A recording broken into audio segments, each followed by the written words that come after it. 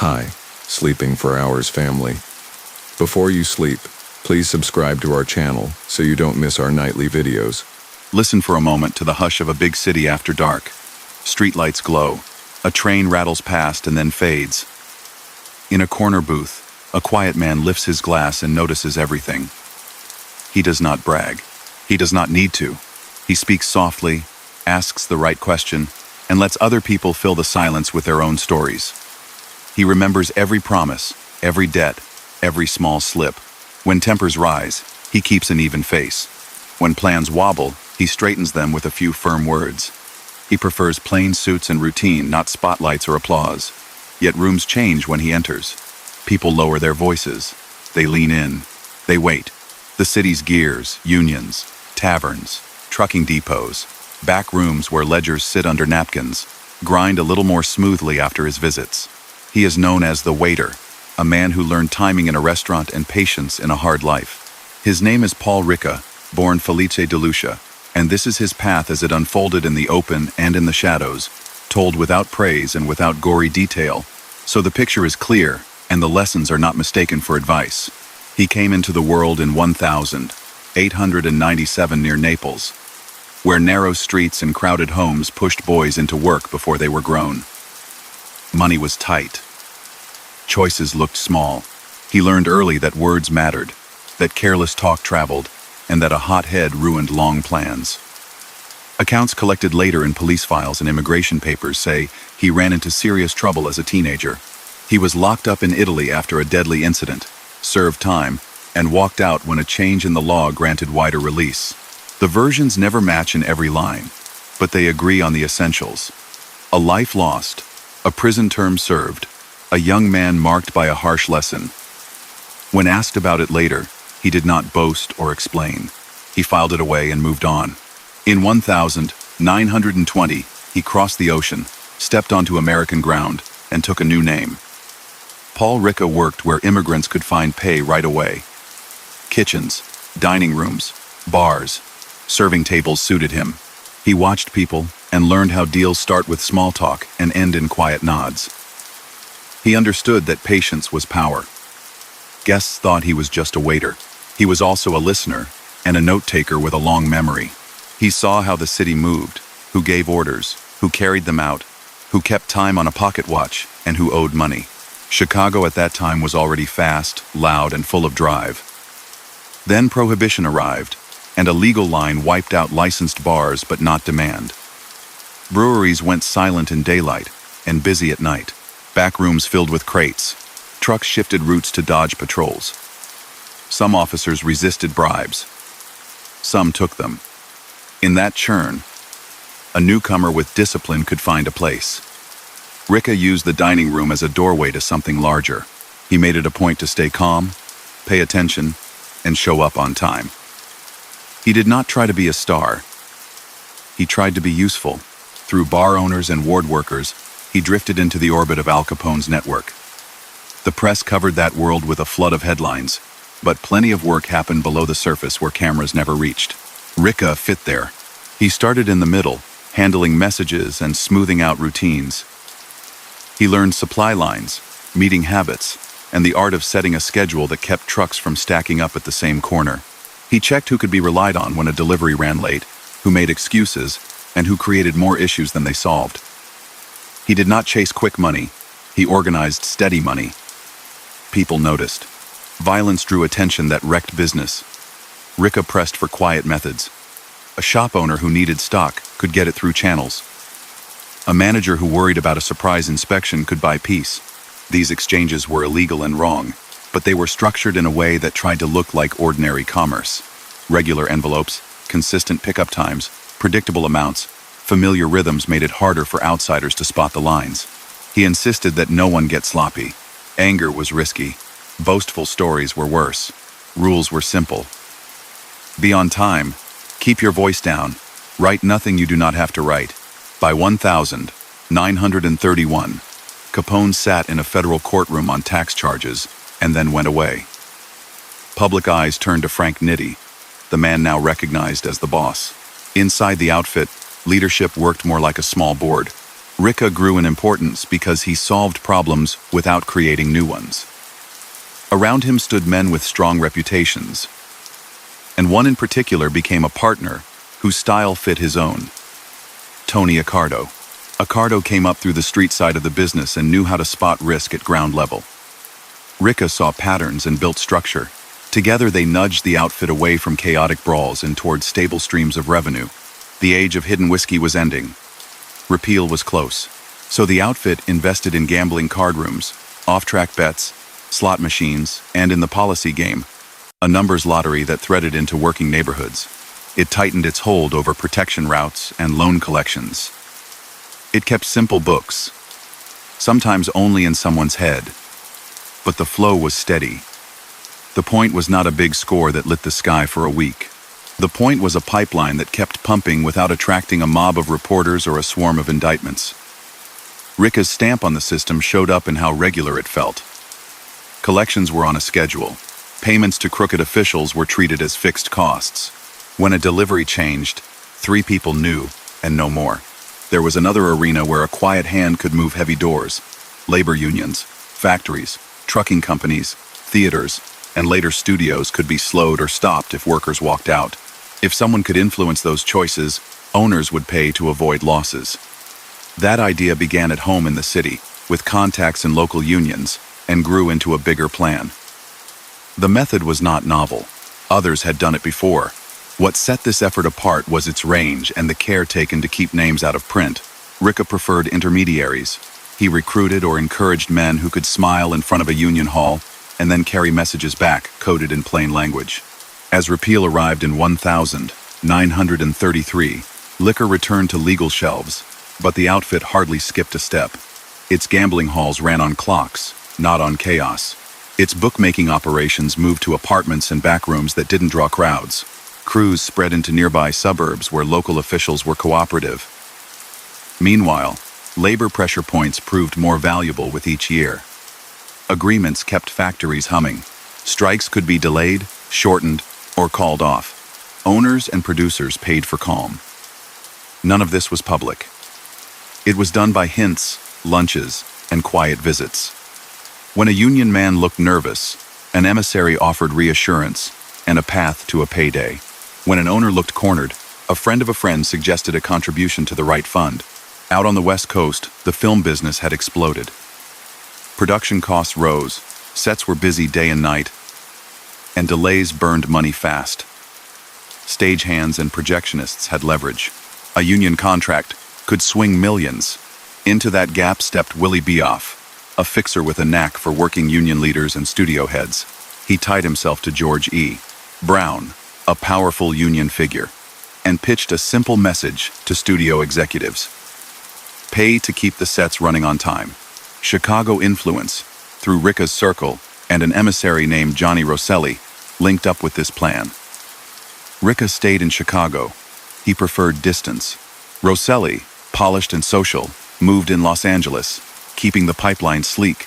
The operation extracted large sums from studios under the threat of strikes. It was extortion dressed up as labor peace. Back in Chicago, the daily engine kept turning. Numbers, writers logged bets. Couriers moved small envelopes. Club owners kept slots fed. Friendly lawyers handled license questions. Precinct captains who wanted a favor got it. Captains who pushed too hard were reminded of budgets and ballots. Within the outfit, Ricca settled arguments like a judge with a calm bench. 2 crews fighting about territory would lay out their sides. He would listen, ask short questions, and divide the slice with a firm hand. He aimed to keep the money path clear. He treated grudges as a hazard to be contained. Men who looked for permission to make a mess learned not to ask him twice. Publicly, he remained a blank. Photographers caught other faces. Headline writers used other names. He was a man in a gray suit who left restaurants a few minutes before or after the group. Neighbors saw a polite man who minded his lawn. He saved his energy for what mattered: schedules, contacts, and outcomes. Those inside the circle understood that by the early 1940s, almost nothing big moved in Chicago's underworld without his agreement. He did not brag about that status. He acted like a foreman in a factory, walking the floor, pointing once and expecting results. The Hollywood play, though, could not stay hidden forever. Greed, jealousy, and fear loosened tongues. Investigators listened. Prosecutors connected notes from both coasts. Subpoenas landed. In 1943, the case broke open. Bayoff, facing prison and knowing the danger of testifying, chose to cooperate. His words laid out the scheme. Union leaders threatened studio operations, studios paid to avoid shutdowns, and money flowed back through intermediaries to Chicago figures. A grand jury named names. Frank Nitti, the most public leader at the time, was indicted, and rather than face trial, took his own life. The shock rippled through the outfit and through the city. Ricca did not run. He hired counsel, put on a plain suit, and walked into federal court. He had been careful for years, using buffers and face-to-face talks, but Bayoff's testimony and the trail of money were enough. The government laid out meetings, payments, and the roles played by union officials and intermediaries. It argued that the entire structure was an illegal scheme that shook down studios while hiding behind the language of labor peace. Witnesses described envelopes, trips, phone calls, and negotiation sessions staged to look like routine union business. The defense pushed back where it could, questioned motives, and pointed out that witnesses had reasons to save themselves. But the picture held. In late 1943, the jury returned guilty verdicts. Ricca and several others received long federal sentences and fines. The years of quiet order had ended with a gavel. His influence did not vanish, but his world narrowed to a cell, a yard, and visiting rooms. He adapted as he always had. He kept his voice down, followed routines, and let attorneys file appeals. Judges reviewed the record and left the verdicts in place. Parole would come later, but for the time being, he lived under the watch of guards rather than under the glow of a restaurant lamp. Even locked up, he did not change his habits. He read, met with lawyers, and kept contact with his closest allies through approved channels. He knew that time handled with discipline could still produce results. When officials looked at behavior, he made sure his looked clean. When rules had to be followed, he followed them. Outside, Accardo and trusted lieutenants managed the outfit's daily work, careful to avoid the kind of publicity that had cracked open the Hollywood line. Those who studied him later said that the ridges of his life were easy to see from a distance. He had grown up in scarcity and learned to hold his temper. He had built a career by making himself essential, not flashy. He had turned illegal systems into routines that looked like business. He had taken part in crimes that reached from corner bars to million-dollar studios, using labor power as a lever. He had gone to trial, listened while witnesses testified, and served time. Through it all, he prized patience and control. Whether a meeting was in a back booth or a legal office, he preferred to speak last, and only as much as needed. When he walked out on parole after serving a portion of his sentence, he returned to a city that had changed and yet felt familiar. Old places stood where they had always stood. New faces sat in familiar seats. He moved with more care than ever, avoided public roles, and let associates talk while he nodded. The scars from the Hollywood case were real. A federal conviction, a term behind bars, a formal ban from union matters. He accepted the rules on paper and sought influence where the paper did not reach. People who met him still saw the same measured man, the same plain suit, the same habit of watching first. The lessons from his rise and his fall so far were simple to him. Keep calm. Keep records in your head. And never believe that a quiet room means no one is listening. He stepped out of confinement into a city he knew by sound and smell as well as sight. Steel clanged in the rail yards. Lake wind cut down side streets. Taverns glowed with the same dim amber light. He did not make a scene. No banners, no speeches, no victory laps. Parole terms shaped his days. And federal eyes were everywhere, but that never rattled him. He put on a quiet suit, shook hands with a few old friends in private rooms, and let the rhythm of Chicago return to him. He was barred from union affairs by law, and knew every courtroom door that could swing on him without warning. So he took a seat a step back from the front line and treated distance as a tool. He would not sign anything risky. He would not take pictures with anyone who needed publicity. He would not answer questions he did not have to answer. He would guide by suggestion, by timing, by deciding who spoke for him and when. Tony Accardo handled the visible end. Accardo liked order almost as much as Ricca did, and he understood the assignment. Make sure the day-to-day ran smoothly, keep field crews in harmony, and never let the organization look leaderless. The outfit was now a board more than a throne, with a small circle acting like directors. Ricca sitting in the back row, Accardo at the head of the table, and seasoned fixers like Murray Humphreys, and financial men like Jake Guzik, managing the grease between moving parts. They built a calendar instead of a drumbeat. Payday for collectors arrived at the same hour. Meetings rotated between safe rooms. Lawyers were kept on retainer and asked to vet even simple steps. If a reporter wanted a quote, he got a shrug. If a politician wanted a favor, he met a friendly face who spoke in but not for the group. The temperature in the city had changed. The war had ended. Returning soldiers filled factories and universities. Suburbs stretched outward, and the radio carried news more quickly than rumor. Investigations grew more sophisticated. Bankers kept better records. Federal agents compared notes across states. Ricca looked at that map and urged a shift in emphasis. Street fights were not only wasteful, they were obsolete. The outfit would act like a corporation without a charter. Gambling, off-track betting, policy, coin, operated machines, and a web of service businesses that connected bars, clubs, and routes. It would invest in legitimate fronts and treat illegal revenue as a steady stream to be protected by caution, not swagger. That meant strengthening the old base in Cicero and in working towns that preferred calm over crusades. Slot machines could not sit in plain view in the city, but jukebox and vending companies could sign contracts and leave certain cabinets where owners knew which switch to flip for special customers. Bookmakers spread out in apartments rather than crowd into storefronts. In some neighborhoods, the numbers game continued as a daily ritual. The outfit oversaw these lines, skimmed small percentages, and kept each player on a short leash. The emphasis was on predictability. A little from many points beat a lot from one flash. Labor remained a lever. Though parole terms and a federal spotlight forbade Ricca from direct contact with unions, the value of labor influence did not vanish. Colleagues picked up that work. They cultivated friendships with officials in trucking, the building trades, and service locals in hotels and theaters. The core idea never changed. Agreements could be timed, trouble could be minimized, and owners would pay for smooth schedules. Everything had to be buffered now.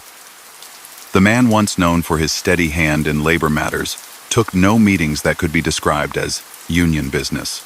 Instead, he saw associates for lunch, asked about family, and accepted a folded note with no names on it. He would circle a figure, push it back, or nod. The message would travel without a paper trail. He dealt with immigration issues the way he dealt with everything else, patiently and through counsel. Federal officials had never forgotten his Italian conviction or the Hollywood case. The file with his name on it never closed.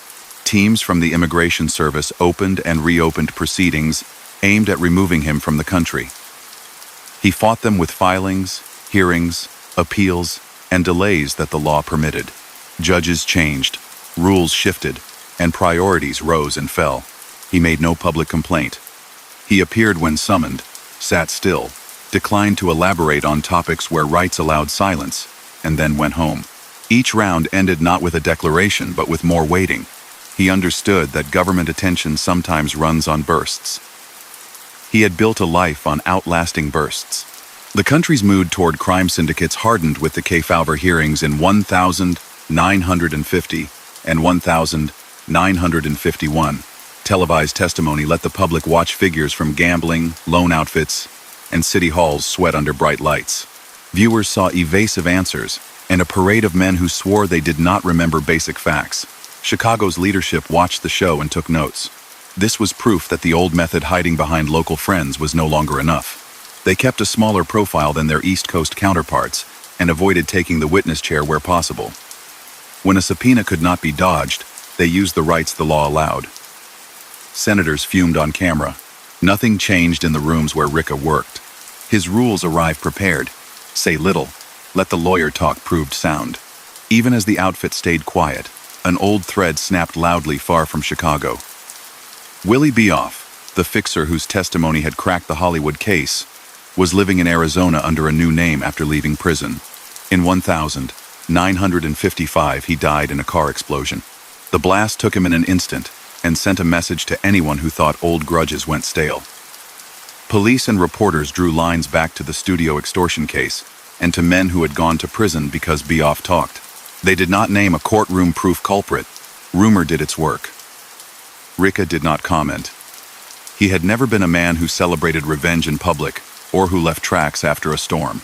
By the mid-1950s, Las Vegas had red neon easy flights from Chicago and a river of cash running across green felt. What had started as a desert novelty turned into a resort economy. The outfit approached it with caution first, and then appetite. Johnny Rosselli, the polished emissary who had once been a bridge to Hollywood, became a familiar presence on the Strip. He helped broker arrangements with casino operators and ensured that the right men managed count rooms and credit. The outfit did not put its name on hotel signs. It placed trusted people in executive offices, dealt with entertainers for bookings, and watched the skim, the slice taken off before totals reached the books. Loans came from pliable sources, including unions with pension funds that could be steered into hotel projects. The Teamsters' growth and its pension system mattered here. Officially, loans went to properties. Unofficially, friendly hands guided who got them, and on what terms. The money flow westward became one of the outfit's most important lines. Ricca's touch in all of this was indirect but felt. He did not travel often. He reviewed reports, asked for numbers, and insisted that every venture have a sober adult in the room. If a manager liked limelight too much, he was moved. If a partner hinted at independence that threatened discipline, he was reminded where authority lived. He taught the habit of anticipating not only profits but investigations. The Las Vegas pipeline drew interest from federal agencies and from journalists. Out-of-town agents stayed in motels and tried to map who met whom in coffee shops and golf courses. The outfit's answer was simplicity. Keep meetings short. Rotate venues. Keep documentation sparse. And treat casinos as businesses that must never close because of inside drama.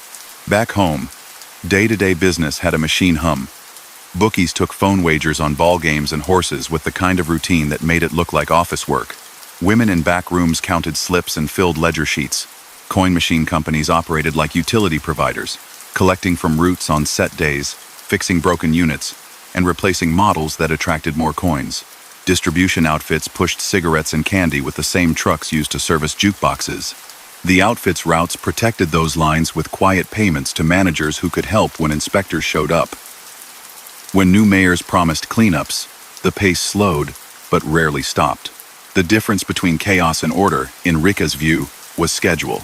If everyone knew what Monday looked like, then Friday held fewer surprises. His ability to settle disputes remained central. Rivalries over territory, grudges over loan percentages, arguments over whether a particular tavern belonged under one captain or another, these questions could ignite. He preferred to keep them from burning. He would listen, demand facts, and then rule in a way that preserved revenue first and egos second. A man who refused to accept a ruling found his calendar dry up. Work was the currency. Cutting it off stung more than shouts. People came to these sessions ready to make their case in plain terms, and then abide by the outcome. In that role, Ricca became the person who kept the outfit from splitting into noisy factions like those that ruined other cities' mobs. A different kind of pressure rose after the Appalachian meeting in 1957, when police in upstate New York stumbled on a national gathering of crime figures and turned it into a public debacle. Dozens of bosses and lieutenants were detained as they tried to sprint through hedges and fields to escape. The shock embarrassed many families and convinced the FBI to launch a coordinated program aimed at top syndicate figures across the country. Chicago, by habit and by Ricca's constant warnings, had not sent its most important men to Appalachian. They watched the fallout on the front pages and saw immediate lessons. Meetings would be smaller, travel would be rarer, phones would be treated like microphones, and unknown faces would be denied entry to important rooms. Federal pressure hardened into structure after Appalachian. Agents listed top hoodlums in each city and made a point to trail them, take down plates, and record who ate where. In Chicago, that meant a more or less permanent tail on a cardo, Sam Giancana as he rose, and anyone linked by sight to Ricca. He adjusted by stepping back even farther. He avoided nightclubs where singers shouted his name into a microphone. He preferred early dinners and walks in neighborhoods where he had lived for years. He put weight on attorneys, accountants, and go-betweens. He let Accardo keep the first chair in public and helped pick the next generation of visible management. Sam Giancana had talent and drive and a taste for flash that worried Ricca. Where Ricca favored quiet, Giancana liked the energy of showrooms and the image of a man who knew stars. Yet he could move money, handle crews, and carry orders to the field. In the late 1950s, he became the front boss, while Accardo and Ricca stayed behind curtains. That arrangement suited the times when it worked and threatened the whole structure when it didn't. The FBI loved people who could not resist headlines. Giancana drew cameras, and cameras drew wiretaps, microphones, and a parade of court actions. Ricca's counsel to him was always the same. Keep your head down, leave the stage to the performers, and remember that quiet men live longer in this line of work. The outfit's legal exposure during these years came in waves. Grand juries convened to ask about gambling profits, coin machines, labor funds, and the identities of men who weren't listed on the paperwork but gave orders anyway. Subpoenas arrived.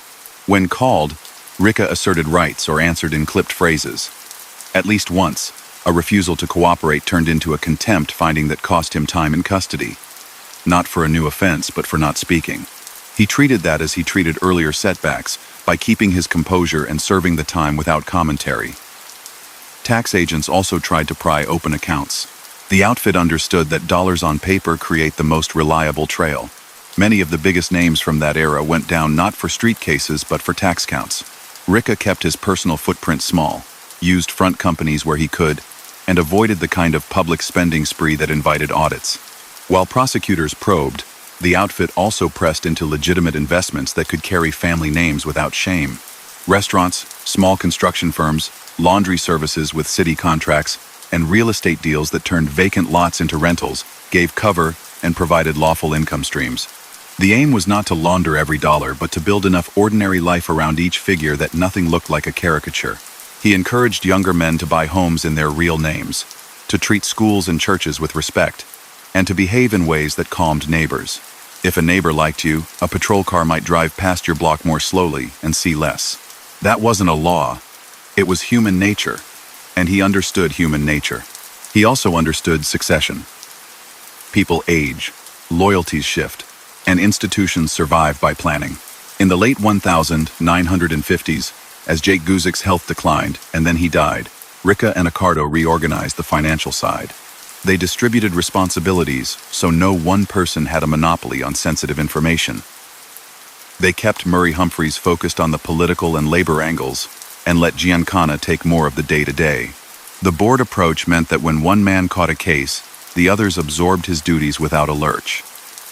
That flexibility frustrated investigators who liked simple charts with a single kingpin at the top. Chicago's chart had 3 or 4 figures, all capable of sitting in the first chair, none needing the title. That was by design. Las Vegas money continued to matter more each year. Casinos matured from smoky rooms into polished resorts with golf courses and famous headliners. Skim totals, small in proportion to overall revenue but enormous in absolute terms, came home to Chicago in envelopes and by quiet transfers. The Teamsters Central States Pension Fund made loans that shaped the Strip. Legitimate builders poured concrete and put up towers. Behind those contracts stood friendly loan officers who wanted repayments on time and peace in the boardroom. When disputes broke out between rival investors, or when a manager fell behind, a phone call to Chicago would bring a replacement before the public caught on. The Westward Line did not just feed the outfit, it disciplined it. Mismanagement in the desert would be felt on Cicero Avenue within days. Law enforcement did not sit still. The McClellan Committee in the late 1950s dug into union corruption, especially within the Teamsters.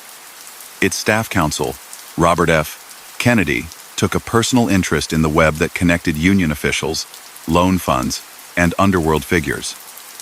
Hearings dragged names into the open. Some witnesses smirked and took the fifth, some sparred and lost their tempers, and some stumbled into contradictions. Ricca's name surfaced in background reports and in the framing of Chicago's role. He was not the face on television, But the committee's findings made clear that a small number of men in a few cities had learned to turn labor power into bargaining chips for themselves. That airing set the stage for a decade of fights between federal agencies and the outfit's pension-linked ventures. Through these storms, Ricca kept the same daily ritual. He woke early, read the papers for signals who got indicted, which agency got new leadership, which judge handed down which sentence, ate a modest breakfast, and made calls through intermediaries. In the afternoons, he met one or two people at a time, never a crowd, and kept those sessions short. Evenings belonged to family, and to brief dinners in restaurants that understood privacy. He disliked chatter about old times and had no patience for boasting. He prized men who could speak in numbers and time frames, not in tall tales. Younger associates learned that a tidy report earned a nod, rambling earned a quiet, lasting demotion. The city changed around him. Expressways carved paths through neighborhoods. Television replaced radio in living rooms. Ballparks filled with new stars. The outfit's footprint adapted. Some old rackets faded. A new wave of illegal gambling moved onto telephones and into back rooms with televisions tuned to fights and ball games. The coin machine business evolved with new models that looked like harmless amusements and still attracted the kind of attention the outfit could turn into rent. The outfit never tried to control everything. It controlled enough, and it did so by knowing where control mattered most. Supply routes, collection points, and the people who could open doors or slam them shut. All the while, Ricca treated his own history like a file that he alone opened. He did not explain what he had done in Italy as a youth, beyond what had been forced out in court papers long ago.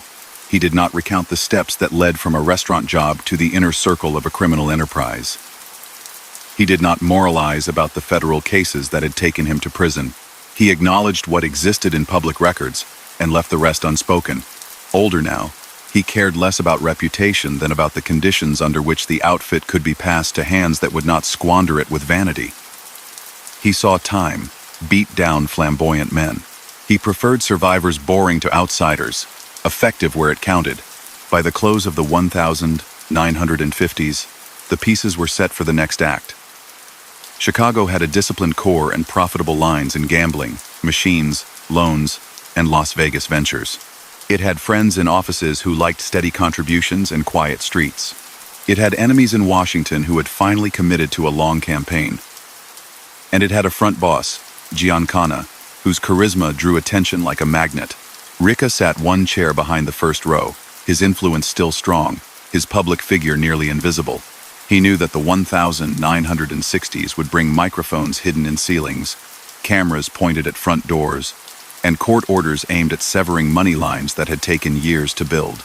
He also knew that pressure reveals not just weakness but character. The habits he had relied on, patience, discipline, spare words, would matter more than ever. He left the restaurant one winter night as snow began to tap the sidewalk, pulled his coat tight, and nodded to a doorman who knew not to make small talk.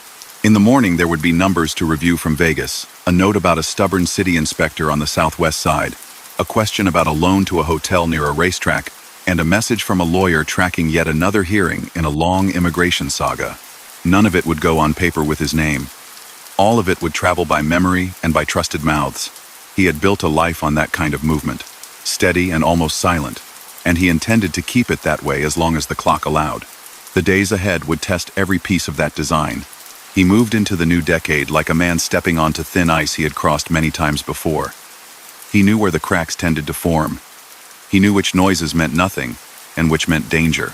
He kept his coat collar up, kept his name out of papers, and worked through men who could take a message and carry it without adding their own lines. The city was different now. Expressways cut across old neighborhoods, television flickered in every window, and federal agents shared notes from coast to coast with a speed that surprised even seasoned lawyers. He adjusted by cutting his own footprint smaller. If a room did not need him, he did not go. If a phone call could be avoided, he avoided it. His orders were not speeches. They were a few words, a nod, a number penciled on a matchbook, and then burned in an ashtray. Sam Giancana took the first chair in public. He had energy, quick instincts, and a taste for the bright buzz of showrooms.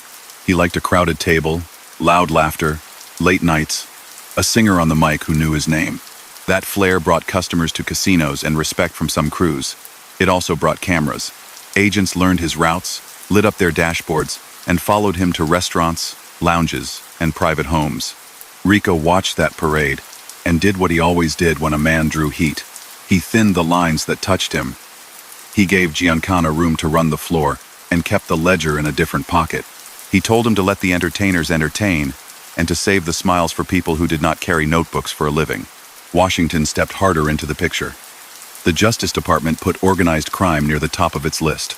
Congressional hearings had already taught the public the names of rackets that used to live only in whispers. Now federal lawyers and agents set out to prove cases, and not just stage television moments. Wiretaps and bugs, once rare, became common. Search warrants multiplied. Grand juries rolled forward month after month. In the city's criminal courts, judges started seeing the same surnames presented in different combinations. Ricca read the papers every morning and circled items that mattered. A new chief in the local FBI office, a tax indictment in another district. A judge moved to a different calendar. He did not need to speak those circles out loud. Men around him knew what the circles meant. Las Vegas was no longer a rough idea in the desert. It had turned into an industry. Hotels rose with fountains and golf courses. Showrooms ran 2 sets a night. The money on the floor was only part of the story. The books told one story. The count rooms told another. The gap between those stories was the slice that kept Chicago and a few other cities interested. Loans from a large union pension fund gave hotels their legs. But those loans brought rules and compliance people with briefcases. The outfit's answer was to behave like a quiet partner who never showed up in a photograph. It placed steady men near the cash, hired experienced floor bosses, and made sure that smackdowns and scandals never interrupted a weekend. Johnny Rosselli, who had a handshake for everyone in a suit that fit any room, kept things smooth on the strip and in boardrooms. Ricca stayed home and asked for totals. If the numbers drifted off target, a new manager appeared without fuss. Back in Chicago, the same low drum of profit continued. Bookmaking moved deeper into apartments and back rooms with televisions tuned to ball games. Handlers took calls in tight windows, closed the books, and balanced risk with a calm calculator's eye. The coin machine business shifted from obvious devices to cabinets that sat like harmless furniture against tavern walls. Routes were the key. If you owned the route, you decided who got serviced first and who waited. Collections arrived on schedule and went out the same way, split and split again until almost no one could see the whole river. When a police captain decided to make noise, visits slowed, small repairs lagged, and then a coffee meeting eased the logjam. It was not pretty. It was not legal. It was routine. And routine was safer than excitement.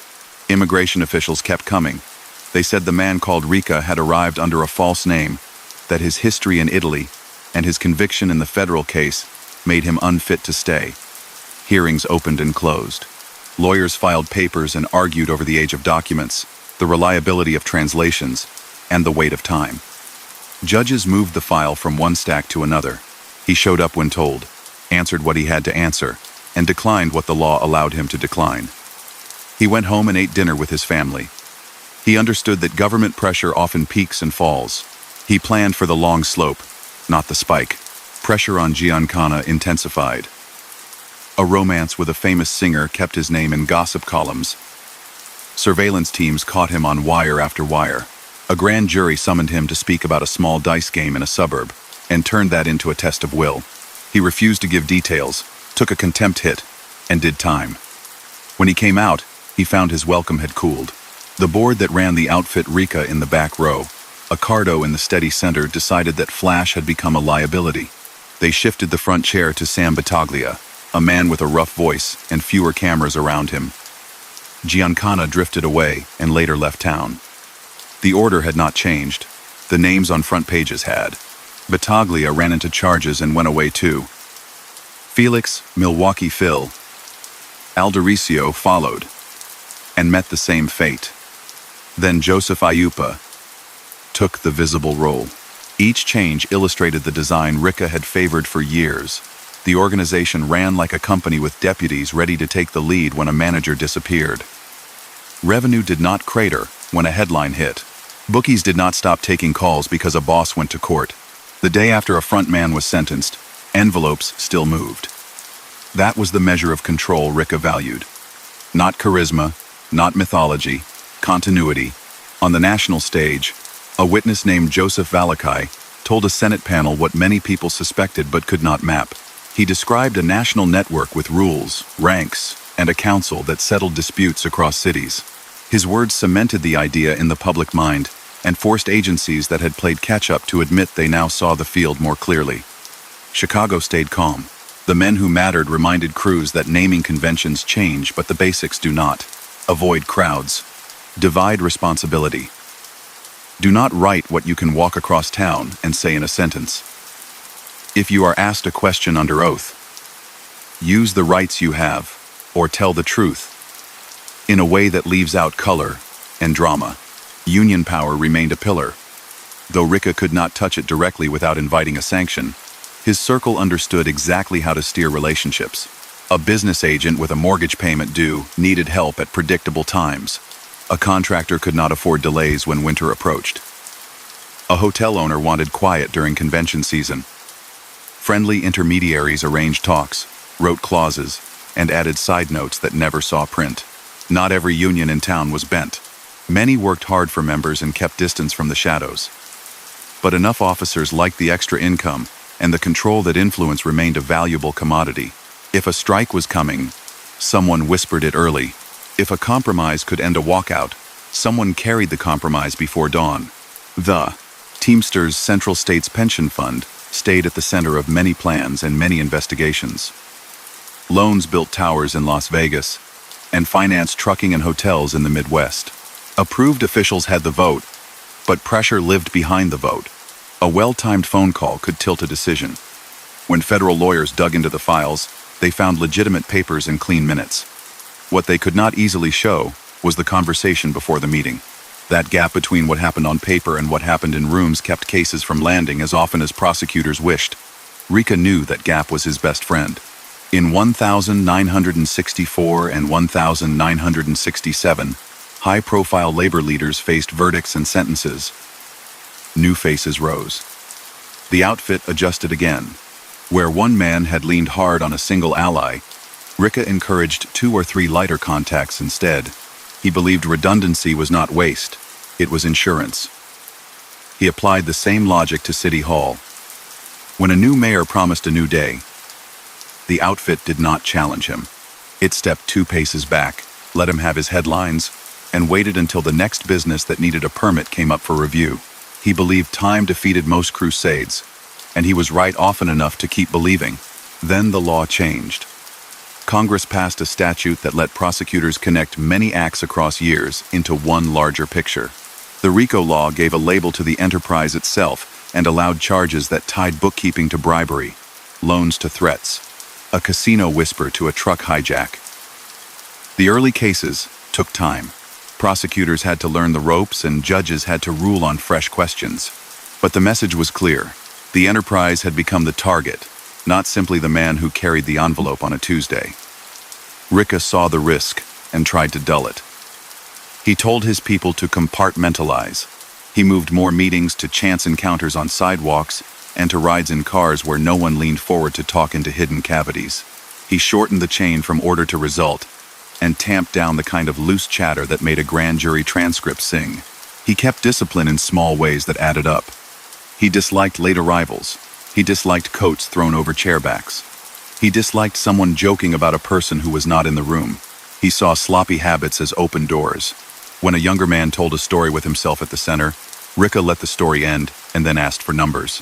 If the younger man could not give them, he was sent away with a task that would not ruin anything if he failed. If he came back better, he got more to do. If he did not improve, he faded from the regular rounds. The result was a leadership bench that could keep business running while the top names cycled through courtrooms. His own legal exposure did not vanish. A grand jury summons could arrive any week. If he refused to answer, a judge could hold him in contempt. When that happened, he served the time, wore a neat suit on the way in and on the way out, and said nothing to reporters. He treated those stints as interruptions, not as turning points. Agents tried to trap him with casual questions on sidewalks. He nodded at them the way he nodded at doormen and moved along. The file with his Italian birth name and his American alias grew thicker. The ending of that file never came while he breathed. Age slowed him. He took his walks earlier in the day, ate lighter meals, and left restaurants before crowds arrived. He clipped articles and tucked them into a drawer, and sometimes showed one to a visitor with a small remark. He began to appear in the same places at the same hour, a habit he had always avoided, and had to remind himself to change the pattern every so often. He saw grandchildren more often, and asked their parents about schools and teachers. He never forgot what he was, but he also knew that the quiet rituals of a family evening kept people from making foolish mistakes out of boredom. Las Vegas kept sending money east. New properties opened. Celebrity chefs appeared on signs. The skim stayed a sliver of gross revenue, but the base had grown so large that the sliver fed a lot of mouths. Chicago did not take every dollar it could. It took what it needed and left a cushion so the operation never ran tight. When a partner in the desert showed signs of going off script, an emissary from Chicago arrived, took a long walk with the partner, and came back with a simple report. Things would be fine. If they were not, a replacement materialized who knew the old rules and the new risks. In those years, a younger enforcer was sent west to guard interests on the street side of the city's investment. He did not run hotel floors. He watched the alleys and the back rooms and made sure no one mistook the calm for weakness. Ricca approved of that division of labor. It kept the front of the house smiling, and the back of the house tidy. Chicago's own map shifted. Calumet City bars, rush street clubs, suburban lounges, and storefronts in towns that blended into the city's edges each had their own caretaker. The outfit did not attempt to own every block. It set up lanes and tolls, and left smaller hustles to men who did not disturb the main lines. When a local police chief needed a win, the outfit offered one an arrest that did not touch the core. When a newspaper needed a crime story to fill a slow week, a small vice house got raided, and the cameras rolled, and nothing of importance changed. Cynical? Yes. Effective? Also, yes. He steered clear of scenes that tied organized crime to political drama. Elections came and went. Names on yard signs changed. The outfit's steady hand lay behind boards, bids, and contracts that never made evening news. A truck yard got a lease renewed. A snowplow vendor won a city contract. A jukebox company kept a rival from muscling into a route. Money moved in legal channels where it could, and in quiet ways where it had to. He kept the temperature down. He hated the word empire. He preferred the word system. By the end of the 1960s, the roll call of Chicago leaders on courtroom dockets was long. Battaglia was out of circulation. Aldericio faced his own sentences. Iupa looked durable. Accardo, as always, remained the central weight who kept the balance sturdy. Through all that, people who mattered still asked the same question when they had a decision that could ripple across the map. What does Paul think? He rarely answered directly. He asked what they thought and forced them to defend their view. In those replies, he heard who had done the work and who was guessing. He preferred the man who had weighed the decision and could live with it. He did not need his own name attached to every choice. A new decade began. The law had better tools. Agents had better microphones. Some bugs went into ceilings as careful technicians disguised as workmen put in the screws. Other bugs rode in with a pizza box and left under a radiator cover. Some caught only jokes. Some caught plans that later appeared as typed exhibits. The outfit responded with more walking meetings, more time outdoors, and a return to the old art of saying very little. He reminded everyone that the safest meeting was the one that never happened, and the safest promise was the one that never had to be made.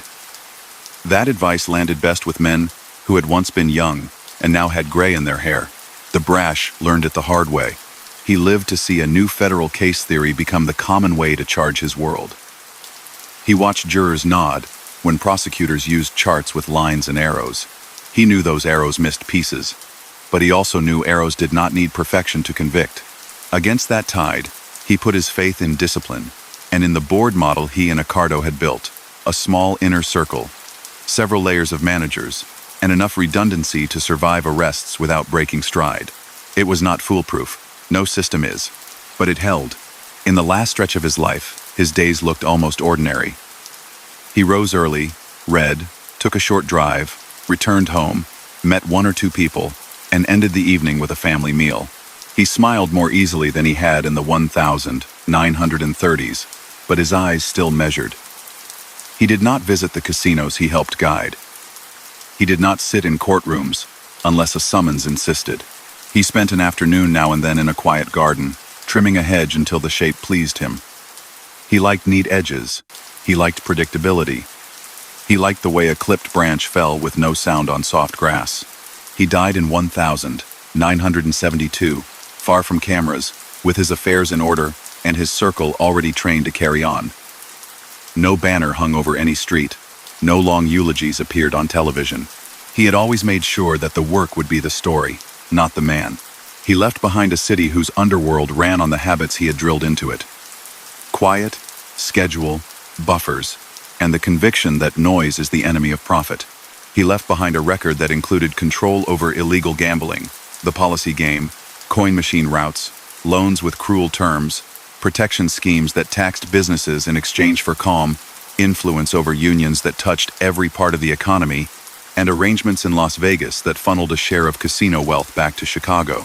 He also left behind convictions in federal court, contempt hits for refusing to speak when the law said he could keep his silence, and a stack of immigration files that had never moved him an inch, but had kept pressure steady for decades.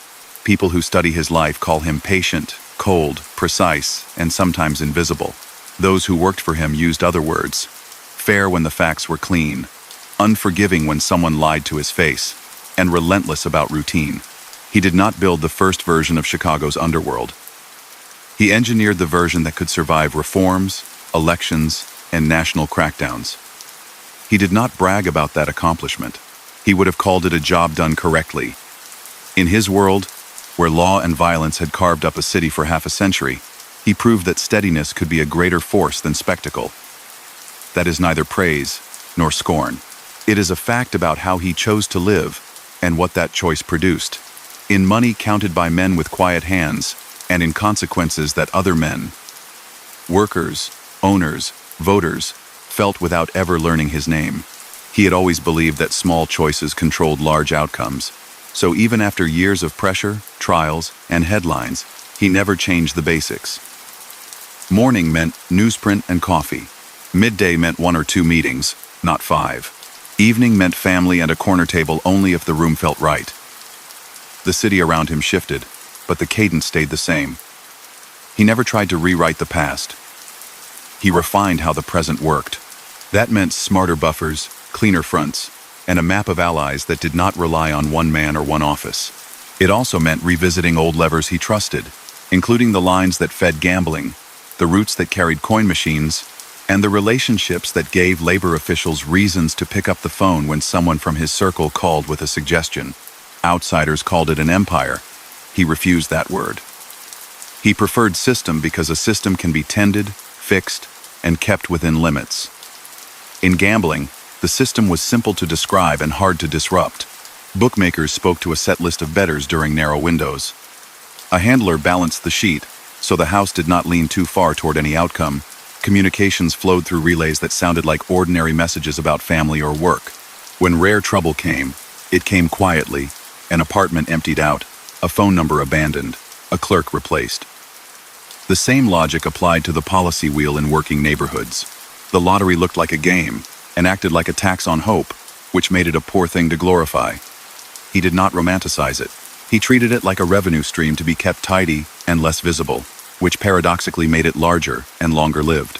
The coin machine business might have been his favorite kind of income because it hid in plain sight. Jukeboxes and amusement cabinets sat inside diners and taverns, parts of the wallpaper. Routes were everything. If your truck serviced the best corners, you saw the coins first, and you heard gossip first too. Which inspector liked to drop by on Tuesdays, which new owner complained, which rival tried to slide a cabinet into a spot that wasn't his.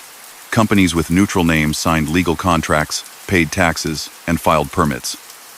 The cash cadence behind those contracts gave the outfit steady intake. He insisted on schedules and on the kind of customer service that made owners say yes again when the next agreement came due. Nothing flamboyant, nothing sloppy. Another spoke in the wheel was information. Illegal wagering depended on speed and accuracy. Long before satellites and smartphones, results of races and games moved by wire.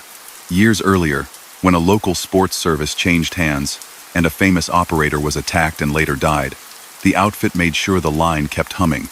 Officials suspected the Chicago crowd had pushed to control the feed. Charges did not stick in court.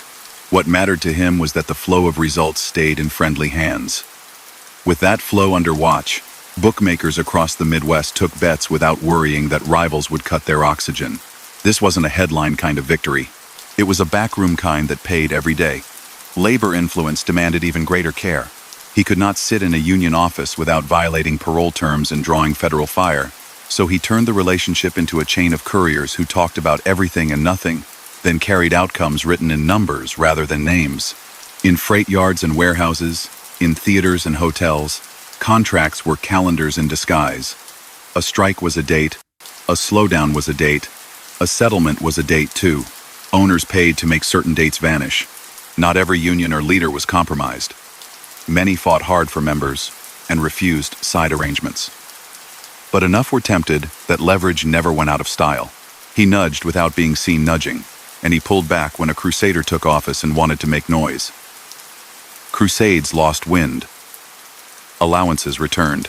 Out west, the desert turned neon into ritual. He never chased that glow himself. Instead, he judged it by ledgers from a distance. A resort opened, a show launched, a manager smiled. Cash rose and fell in predictable waves. The outfit's interest lived in the space before the count reached the bank, small in percentage terms but huge in absolute dollars. That space only existed if the front of the house felt clean, which is why he insisted on polished emissaries who treated entertainers, tourists, and executives with the same smooth courtesy. Loans from pension funds built towers, compliance officers toured properties and ticked boxes. The outfit's counterweight was sound management, calm floors, honest forms for the parts that had to be honest, and swift internal replacements when someone drifted toward danger. He didn't write the rules in the desert. He made sure the people who did write them never felt the need to say his name. Law kept adjusting. After televised hearings in the early 50s and the embarrassment of the Appalachian Gathering later in the decade, agencies took the long view. They shared files, rotated teams, and placed microphones where no one had imagined microphones could hide. Courts refined contempt powers. When he refused to answer a grand jury's questions, a judge sent him to serve a short term for his silence. He accepted it the way he accepted previous verdicts, with a neat suit, a straight back, and no public complaint. On return, he made the chain shorter. If a topic could attract a subpoena, it would be handled by someone who could truthfully say he didn't know the answer because only one other man had been told, face to face, and in 30 words that could be remembered and later forgotten. Immigration pressure never really ended. Officials argued that he had entered the country under a false identity and that, given his record, he should go. Lawyers countered that decades had passed, that he had a family and a home here, and that deportation proceedings had already failed more than once. The case ping-ponged through administrative hearings and federal courts. Orders were issued and paused, and appeals consumed months. He treated each stage as another meeting to attend and leave without emotion. Judges came and went. He remained, older each round and no closer to boarding a ship. He never mocked the process. He outlasted it. Inside the outfit, drift was the only real enemy. Men aged, tempers flared. Money tempted people to reach beyond their lane. He dealt with that not by shouting, but by stripping glamour from the work. Arguments over a corner tavern or a slice of a numbers route ended in his rooms the way corporate disputes end in a board office. He asked for facts, cut through performance, and assigned outcomes that protected the steady flows. If someone demanded a dramatic solution, he asked how it would look in the paper. If the imagined headline made him frown, drama was off the table. Chicago's underworld did not fracture into clans while he breathed, because the men at the top shared his allergy to spectacle. They had all watched East Coast wars chew through fortunes and reputations. They wanted no part of that. During the early 60s, federal lawyers tried new tools. Enterprise cases connected separate acts into one frame. Prosecutors drew charts with boxes and arrows, and juries nodded when they saw how a coin machine company led to a bar route, led to a quiet payment to a precinct worker. He read about those trials and approved another round of thinning.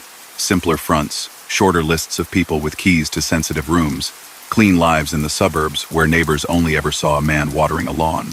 He encouraged men with families to attend school events, to pay their property taxes, and to avoid even the hint of drama on their blocks. Camouflage by normalcy is a crude phrase, but the effect was real. If life on your street looked ordinary, agents had a harder time getting informants to sign on. Not everything could be managed. Rumors about his world and national politics swirled throughout that decade, many of them fevered, more of them unprovable. He refused to dignify tales that linked his circle to election schemes or to covert adventures. The record that matters is the one in court files and ledgers. Those files show gambling, loan outfits, protection rackets, a run into Hollywood labor that ended in prison sentences, contempt hits for refusing to answer questions, and a long fight over immigration status. They also show investments in legal businesses that made neighborhoods tick, restaurants that served good food, laundry services that picked up on time, small contractors who paved alleys after winter storms. He believed in blending illegitimate streams into a landscape of legitimate routine, not to excuse the first, but to protect it with the second. By the mid-60s, he had settled into a life that mixed ritual with vigilance. He rotated restaurants the way careful people rotate passwords. He preferred booths where his back touched wood, not a room. He layered his days. Family first, routine second, decisions third. When the front boss changed Giancana's exit, then Battaglia's stint, then Aldericio's, and finally Ayupa's ascent, he altered almost nothing in his own habits. The board model absorbed those shifts. If a headline landed on a Thursday, Friday's collections still arrived. If a grand jury asked questions about a meeting, the answer was that the meeting had not happened in a way any witness could describe. This was not magic. It was culture. Spare words, clean books where books had to exist, and a disdain for fame. He had a cautious respect for federal agents. They were persistent, their tools improved, and they learned the city's rhythms. He told his circle never to underestimate a patient adversary. That respect came with boundaries. He would not volunteer information. He would not make a show of negotiating. He would not trade someone else's freedom for his comfort. If an agent walked beside him to ask a casual question, he nodded and kept walking. If a grand jury demanded a name that would put a man in a cell, he chose silence and accepted the penalty. He saw no virtue in taunting the government and no advantage in pretending to be a hero. He was a manager of a criminal enterprise who treated risk like weather, something to be read and endured, not mocked. Near the end, his life folded into small details that pleased him. The edge of a hedge trimmed just right, a radio tuned to a ball game with the volume low, a dinner that started at 6 and ended by 8. He liked ordinary talk about schools and family trips. He had grandchildren who never fully knew what their grandfather's phone calls arranged. Neighbors described him as polite, quiet, and punctual. Reporters, when they got a chance, used words like elusive and austere. Inside the outfit, he remained the voice that asked the last question in the room and sometimes, with a small tilt of the head, answered it. Death came in 1972 without a parade. He was laid to rest in the same cemetery where so many Chicago legends, notorious and celebrated alike, find their plots, flowers, prayers, and a neat stone. No microphone, no grand speeches. His departure did not bring a collapse because he had spent decades making sure nothing depended on one man's pulse. The engine he helped calibrate kept running. Gambling lines taken by phone, coin machines stocked on schedule, Las Vegas properties sending regular reports, and labor contacts maintained by men who knew which doors to knock on and which to leave alone. What then sits on the ledger of his life? A boyhood in Italy with a violent case that ended in prison there. A new name and a voyage to America. Work in restaurants that taught him timing. A climb through Chicago's underworld by being the calmest person in a room full of louder men. Stewardship of illegal gambling and protection schemes that taxed businesses in exchange for peace. Management of coin machine routes that knit cash into a legal-looking shell. A strategic alliance with labor figures that let him turn contracts into leverage. An audacious reach into Hollywood through union officials that ended in federal convictions and years served. Continuous battles with immigration officers who tried to send him back and never quite managed it. Front bosses who came and went while he sat a step behind them, shaping choices with a glance. Contempt sentences accepted rather than testimony given. Investments in legitimate firms that softened edges and bought respectability without headlines. A life spent avoiding cameras while guiding an organization that affected thousands who never learned his name. He never wrote a memoir. He left no speech that explains the world as he saw it. What survives are court transcripts, police files, fragments of testimony, and the memory of people who sat across from him and tried to read his face while he read theirs. Those sources agree on one thing more than any other. Patience was the blade he carried. He trimmed plans until they fit the times. He cut away men who mistook noise for power. He waited while storms passed and then walked on. In a city that often celebrated spectacle, he built a legacy out of schedules, and the belief that the most dangerous thing a criminal leader can do is to want to be seen. After he was gone, Chicago's outfit continued in the shape he favored. The people changed. The habits stayed. Courts grew more aggressive. Laws like RICO made it easier to tie acts together and pull whole crews into the dock. Some successors spent long stretches in prison for skimming, tax charges, and plots that lost their buffers. Meanwhile, the legal businesses he had encouraged men to pursue, restaurants, construction, vending, real estate, remained in family hands and paid bills without fear. That split outcome was, in a way, the final measure of his design. He had always tried to shift risk to the loudest ventures and keep a quiet base underfoot. The base endured longer than the extravagance. If there is a moral here, it isn't dressed up. A calm, disciplined mind can make wrongdoing last longer. That is not an endorsement, just an observation that explains how one man who avoided the spotlight still bent a major city's underworld into his shape for decades. The costs were broad. Businesses that paid to operate. Workers whose unions were steered by people who owed favors. Communities where cynicism replaced trust. The record is public enough to see the harm without gore, and to see the method without turning it into a how-to. In that balance, plain facts. No glamour, you can understand why the nickname stuck. He waited, watched, measured, and moved. And long after the last night, he slid into a booth and glanced at a door. The system he preferred kept time by his old silent clock.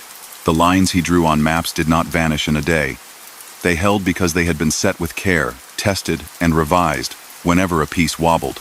He believed that the quiet adjustment done before anyone noticed was the best kind of fix, and he built a life out of those fixes. If you want to understand how that looked in practice, follow him across a set of rooms and years, and watch the choices at close range, without romance and without gory detail, only the way a patient mind kept an illegal system steady, while law pressed in from every side. Years before his last days, a different coast taught him the price of reach. The union play in Hollywood seemed, at first, like a simple extension of the labor influence he had learned to use in Chicago. Film sets cost money by the hour. Schedules were fragile, and a work stoppage burned cash fast.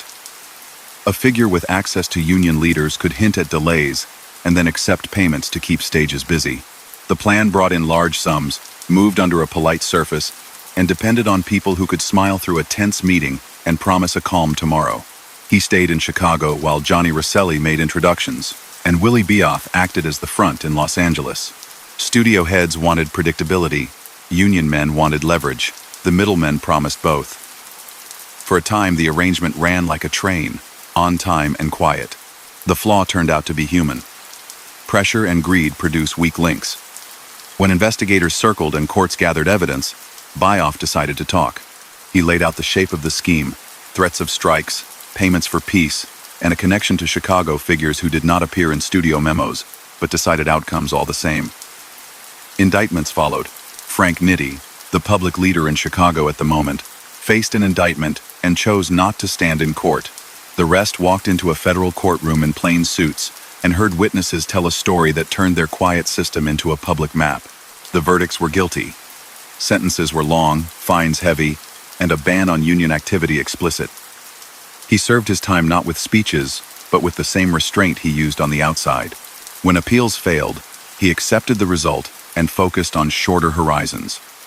Good behavior, parole, and the role he could still play on his return. Prison did not remove his habits. He kept his talk spare, his temper steady, and his attention sharp. He learned how the institution worked and stayed within rules that mattered. He knew that a man who made himself a problem inside would face a harder road to parole. Letters and visits carried the only messages he allowed. They were personal on their face and businesslike in effect. He asked for updates in numbers, not names. He expected the system he had helped design to run without him for a while. It did, because it had been built to do exactly that. When he stepped back into Chicago, he was older, thinner, and more careful. The board model he had favored before prison became the center of gravity. A small inner circle gave the enterprise stability. Tony Accardo took the visible top role and kept the balance. Murray Humphreys tended the political doors and the labor edges where introductions mattered. Jake Guzik, before his health failed, steered money and taxes with a calm hand. He stayed one chair back, listened, asked for data, and spoke last. No one man carried every detail. If one link broke, the next link held. That design came out of his understanding of fragility. He had watched other cities stagger when a single leader fell. He had no intention of letting that happen at home. Not every stream of revenue looked the same to him. Bookmaking was a matter of math, rhythm, and discretion. It lived in apartments and back rooms, on phones and scratch pads, with agents who knew which bettors needed a reminder and which needed a cooler tone. Policy in working neighborhoods moved on hope and habit. It had to be handled gently, or it would stir anger that drew attention. The coin machine business, by contrast, was camouflage and cash. Jukeboxes and amusements arrived in crates with legal invoices, were installed by men in uniform shirts, and ate coins all day long. The owners appreciated service that came on time and a familiar face who could swap a broken part in minutes. The outfit's cut came off the top in a way that felt like a service fee. He cared about that feeling. If a customer saw a necessary service provider instead of a threat, lines held longer. Information was a business on its own. Sports results had to travel across the city and the Midwest within minutes, from racetracks and arenas to bookmakers' ears. A powerful wire service once provided that data to almost everyone who needed it. When its leader was attacked and later died, control of distribution shifted. Investigators long suspected that the outfit pushed hard to bring the wire under its influence or to build a parallel line. Solid proof was thin on the ground in court, but the result was clear enough. Bookmakers in many towns took results tied back to Chicago. He wasn't the only man interested in that switch, but he understood its value. If you held the clock and the feed, you could make the entire web more predictable. The immigration fight ran through these years like a stubborn thread. The government argued he had entered under a name that did not belong to him, and that his convictions made him removable. Hearings started, paused, began again. Lawyers filed motions that turned questions of identity and past conduct into trials over papers, dates, and translations. He never scoffed at the process. He appeared when ordered, said little, let counsel argue, and preserved his energy. The tug of war had no dramatic finish. It simply wore itself down over time. He died an American resident after decades of attempts to change. That status went nowhere. Chicago, to those who watched only movie versions, looked like a place of endless noise. In truth, the underworld under his influence prized quiet. He treated flamboyance as a cost. The board saw it the same way. When the front boss carried himself modestly, the phones rang less, and the mailman delivered fewer subpoenas. When a leader courted gossip pages and sought the company of singers and starlets, the tap trucks parked on the corner. That lesson played out in the late 50s and early 60s. Sam Giancana, talented and restless, wore the front chair and drew heavy attention. He could keep money moving, but he could not resist publicity. The government loved that. When his name filled columns, wire orders filled case files. He was warned to lower his profile. The warning didn't stick. The board changed the front man, first to Sam Battaglia, then to Felix Aldericio, then to Joseph Ayupa, looking each time for competence without sparks. He let these changes play out without public comment. He had arranged things so no single change shook the frame. Law came at the outfit with new tools. The Kefauver hearings had given the public a sense of scale. The Appalachian raid had embarrassed leaders who thought faraway police would never notice a country meeting. The Valakai testimony put a shape in front of viewers who had only ever seen pieces. Then lawmakers offered prosecutors a framework for tying scattered acts into one charge. Enterprise statutes turned a series of loans, bribes, threats, and bets into one picture that juries could understand. He tracked each development, and answered it not with a counterpunch, but with a tighter belt. Meetings got smaller and shorter. Lines of communication got thinner. People learned to carry fewer facts in their heads and to keep their voices low when it mattered. The westward line made the outfit a national story without ever putting his face in a magazine. Las Vegas matured into a resort industry. The skim, the part of the cash that came off before the bank, was kept small in percentage terms but consistent in practice. Loans from a major union pension fund underwrote hotel towers and expansions. Those loans looked clean on paper and did follow formal processes. The part unseen by the public was the pressure behind the scenes that helped certain loans get approved and left others waiting. The compliance men saw ledgers that made sense. The count rooms ran straight for the books and slightly different for the bags that left for airports. Rosselli played host, kept executives feeling respected, and offered solutions before problems made a scene. He conducted from Chicago by asking for numbers, watching for drift, and replacing a manager before drift turned into damage. He did not write checks to buy elections. He preferred to place small, sustained support behind people who understood what calm meant to a city. A police commander with a long memory, a precinct captain who respected order more than headlines, a licensing clerk who took pride in accuracy. These were the figures he valued. If someone arrived with a crusade, the outfit stepped back and waited. Crusades burn bright and short.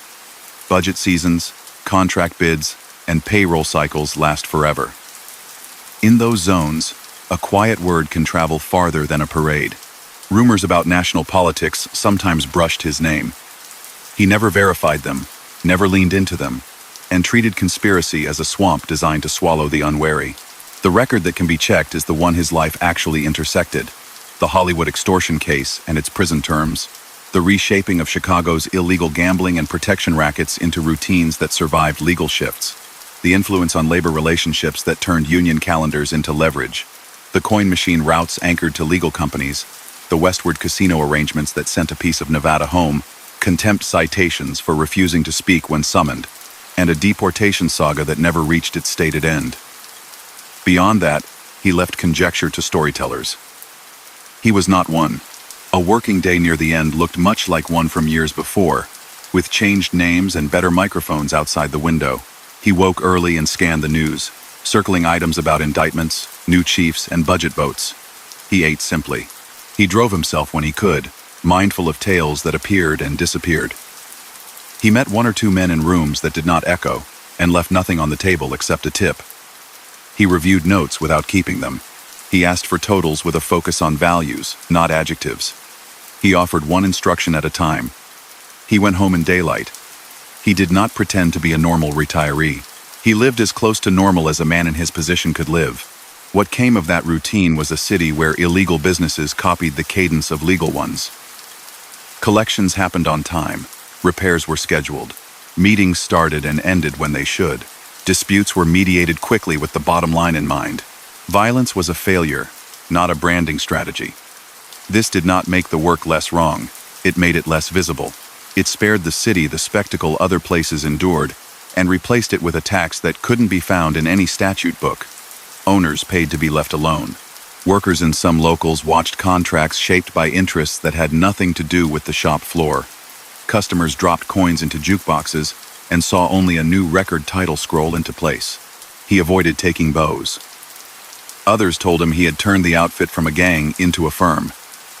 He would have shrugged and said that the firm already existed in pieces when he arrived. He had only tightened the bolts. He did that by insisting on modesty, by cutting out men who fell in love with their own reflection, and by punishing sloppiness harder than bad luck.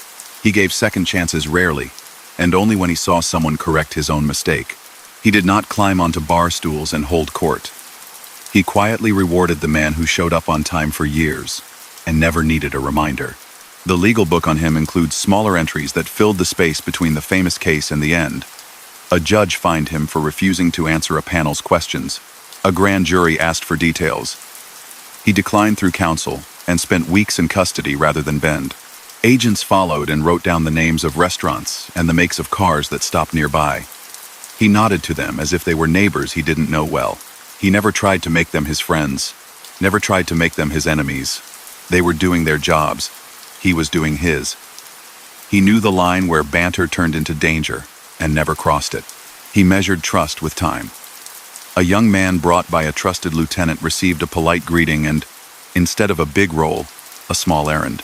If the errand came back completed without fanfare, the next assignment got a little larger. If the young man arrived later with gossip and heat, he was thanked for the visit and not asked back. Stories about the past bored him. Numbers about the present kept his attention. Advice about the future, when it came from a man who had been right more than once, earned a slow nod and a place in his mind where decisions formed. He cared about the city beyond his ledgers.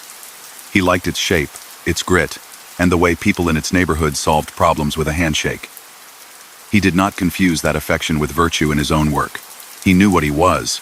He had long ago crossed lines that cannot be uncrossed. If anyone suggested that the outfit's order was somehow a service to the city, he would have let the comment pass and changed the subject. He believed in order because it preserved income and reduced risk, not because it turned wrong into right. In the years after his death, the structure he favored remained. His closest partner, Accardo, stayed as the ballast. Ayupa held the front until cases chewed into him. The westward line kept moving but took hits as federal agencies learned how to place people in count rooms and read ledgers with sharper eyes. The coin machine business survived longer than many predicted because it was the least glamorous and most ordinary. The numbers game faded in some places, morphed in others, and popped back up wherever hope and routine met in a corner store. Labor's world changed with reforms, prosecutions, and generational turnover. Yet in certain offices, the memory of quiet deals did not vanish overnight. Culture lingers. His immigration file eventually went cold because there was no one left to appear in court. The final stamp, if there was one, belonged to a clerk who closed a folder quietly. The newspapers wrote obituaries that noted his true name, his nickname, his conviction, and his peculiar style. A boss who preferred not to be seen. Some used words like de facto leader. Others called him the man behind the throne. Anyone who had sat with him and watched him balance anger against outcome knew that both labels were close enough but missed the point. He was not behind a throne. He had removed the throne and replaced it with a table where the chairs could be switched without changing the shape of the table. If a reader wants a neat arc, this life does not offer one.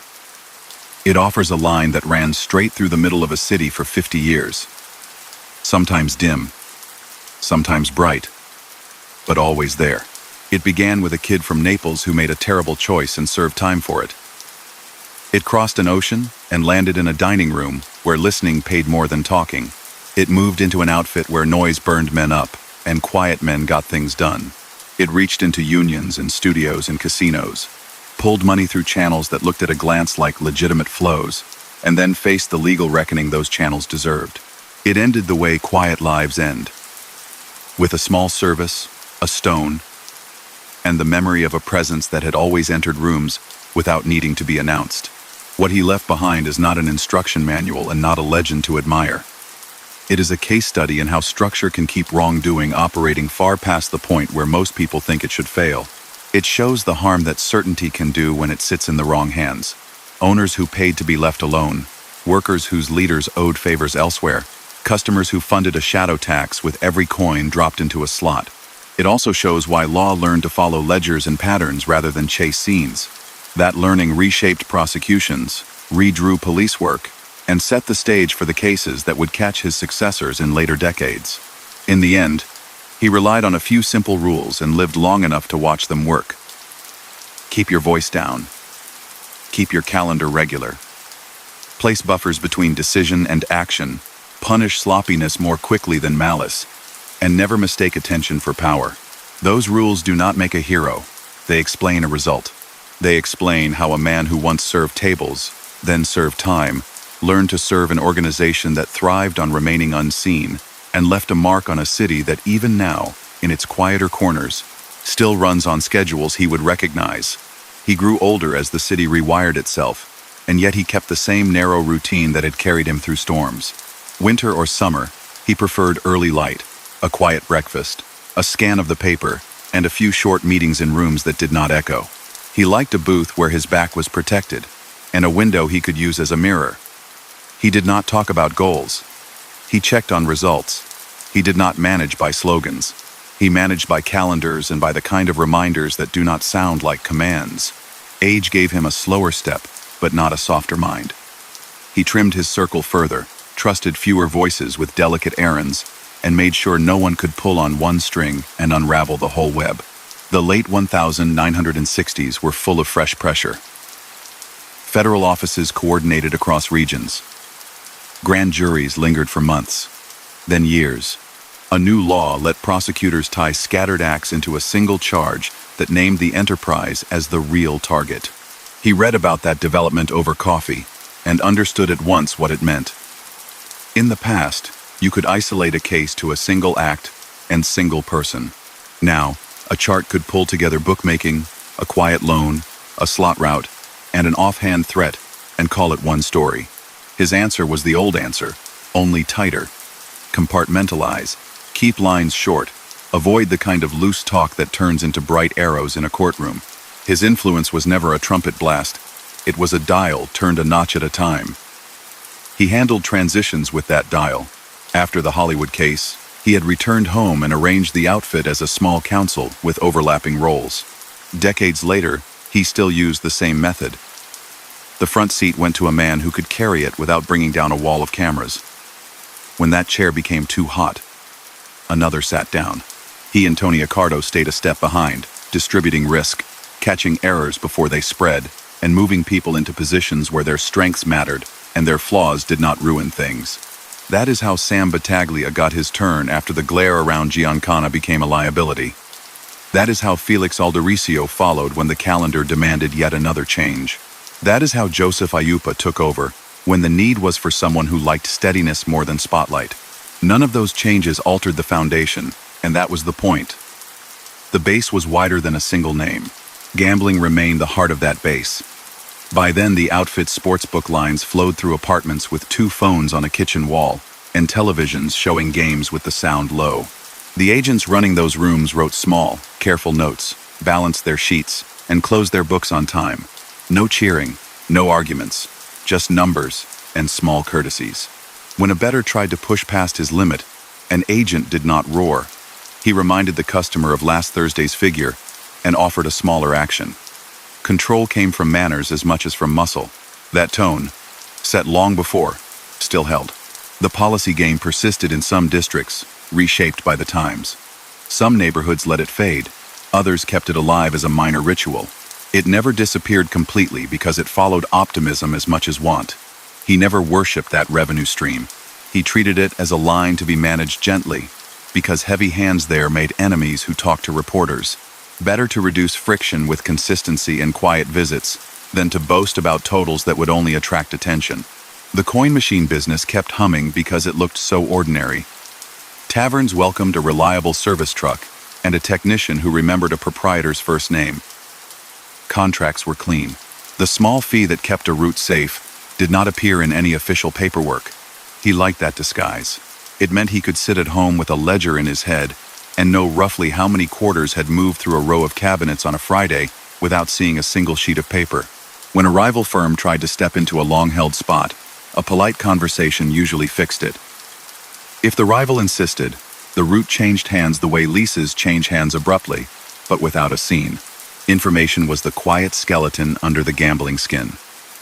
Long before modern screens, a network pushed race results and scores to rooms that needed them. Control over that network mattered. Years earlier, violent events around the main sports wire had left a vacuum that people like him understood. Investigators suspected the outfit worked to bring that line under friendly management and ensure that bookmakers in the region would turn to Chicago's feed. Those suspicions were never pinned to him in court, but the effect was visible. The phones in Chicago rang, and rooms in other cities waited for the call. That control did not make headlines. It made money move on time.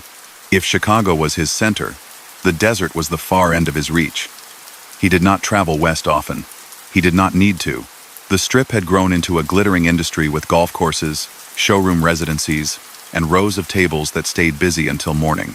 The real story, for him, lived in the few minutes before the cash reached the bank.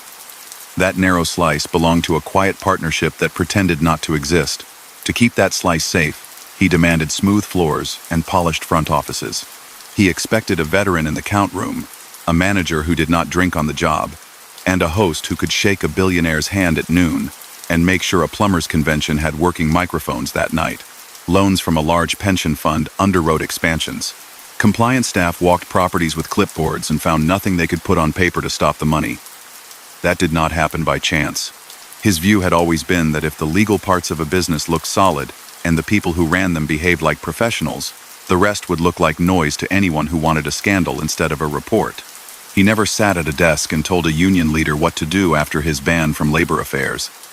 He stayed within the letter of that order. At the same time, he understood human nature. A friend of a friend took a man to lunch, spoke about family, and came away with a sense of which way a vote would go. In trucking, hotels, and building trades, timing mattered. A strike could start or end on a Tuesday instead of a Friday and save a plant a fortune.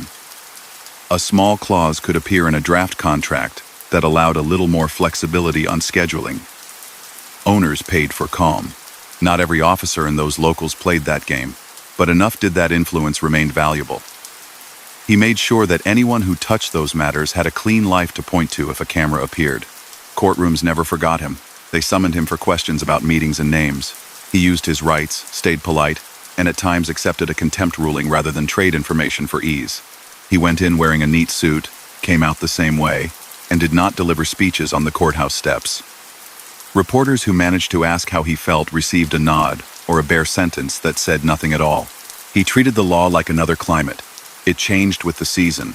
It had to be read carefully, and it punished men who mistook a thaw for spring. Immigration officials kept trying to open a door that would send him away. They filed papers that said his first identity and his life's record justified removal. He answered, with counsel and patience. One hearing followed another. The arguments grew technical. Dates, translations, the strength of evidence from another continent long ago. Each time the process ended not with a dramatic gesture but with delay and return. A clerk stamped a file and put it back on a shelf. He went home, watered a plant, and spoke to a grandson about schoolwork. That rhythm told the story better than any law book. He felt years in his bones but did not surrender his standards. If a man arrived 5 minutes late, he noticed. If a man used 2 adjectives when one would do, he frowned. He did not yell. He reduced a man's duties. Over time, the room filled with people who could deliver facts in short bursts and did not require 3 reminders to do a simple thing right. That is how you build an enterprise that outlives names on office doors. It is also how you keep the wrong kind of person from getting close enough to break a system out of boredom or vanity. The decades had taught him to separate risk from noise. A fresh mayor making promises was noise. A senior agent taking a post in the local office was risk. A deficit in a city budget was noise. A new statute that let prosecutors link yesterday's license renewal to tomorrow's cash pickup was risk. He spent his time on risk. He told those around him to feed the noise to the men who loved noise and keep the risk in the small room where people asked short questions and wrote down even shorter answers. He had no interest in dressing up what he did. He did not pretend it was a public service. He did not claim to have protected neighborhoods out of devotion. His order served his ends. Profits without spectacle, longevity without myths. The harm was real. Owners paid a tax that no law created. Workers in some unions saw their leaders balance 2 interests when only one should have mattered. The city's belief in fair process took small hits that added up. He understood that, and he accepted that history would count it against him. His answer remained the same. He would keep the machine steady and let judgment come when it came. Evenings near the end looked ordinary to anyone walking past a lit window.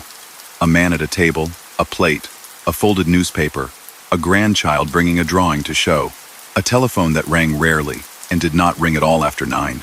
He liked routine so much that he sometimes had to force himself to break it, changing a restaurant on a Tuesday or taking a longer drive on a Thursday.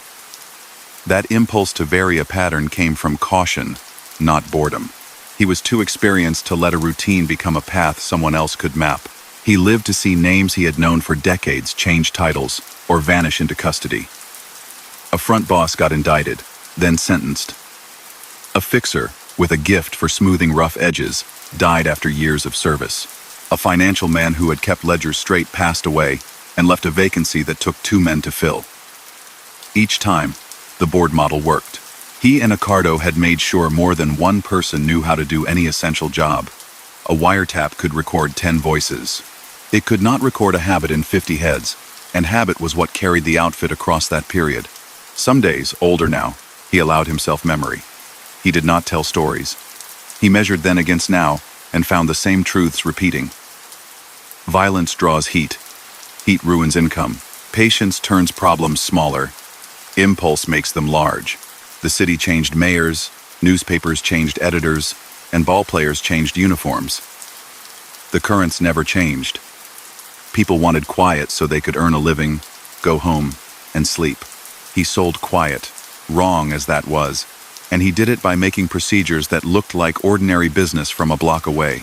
His death in 1972 did not set off alarms because he had spent years taking alarms out of the building. He had taught the next men what to value.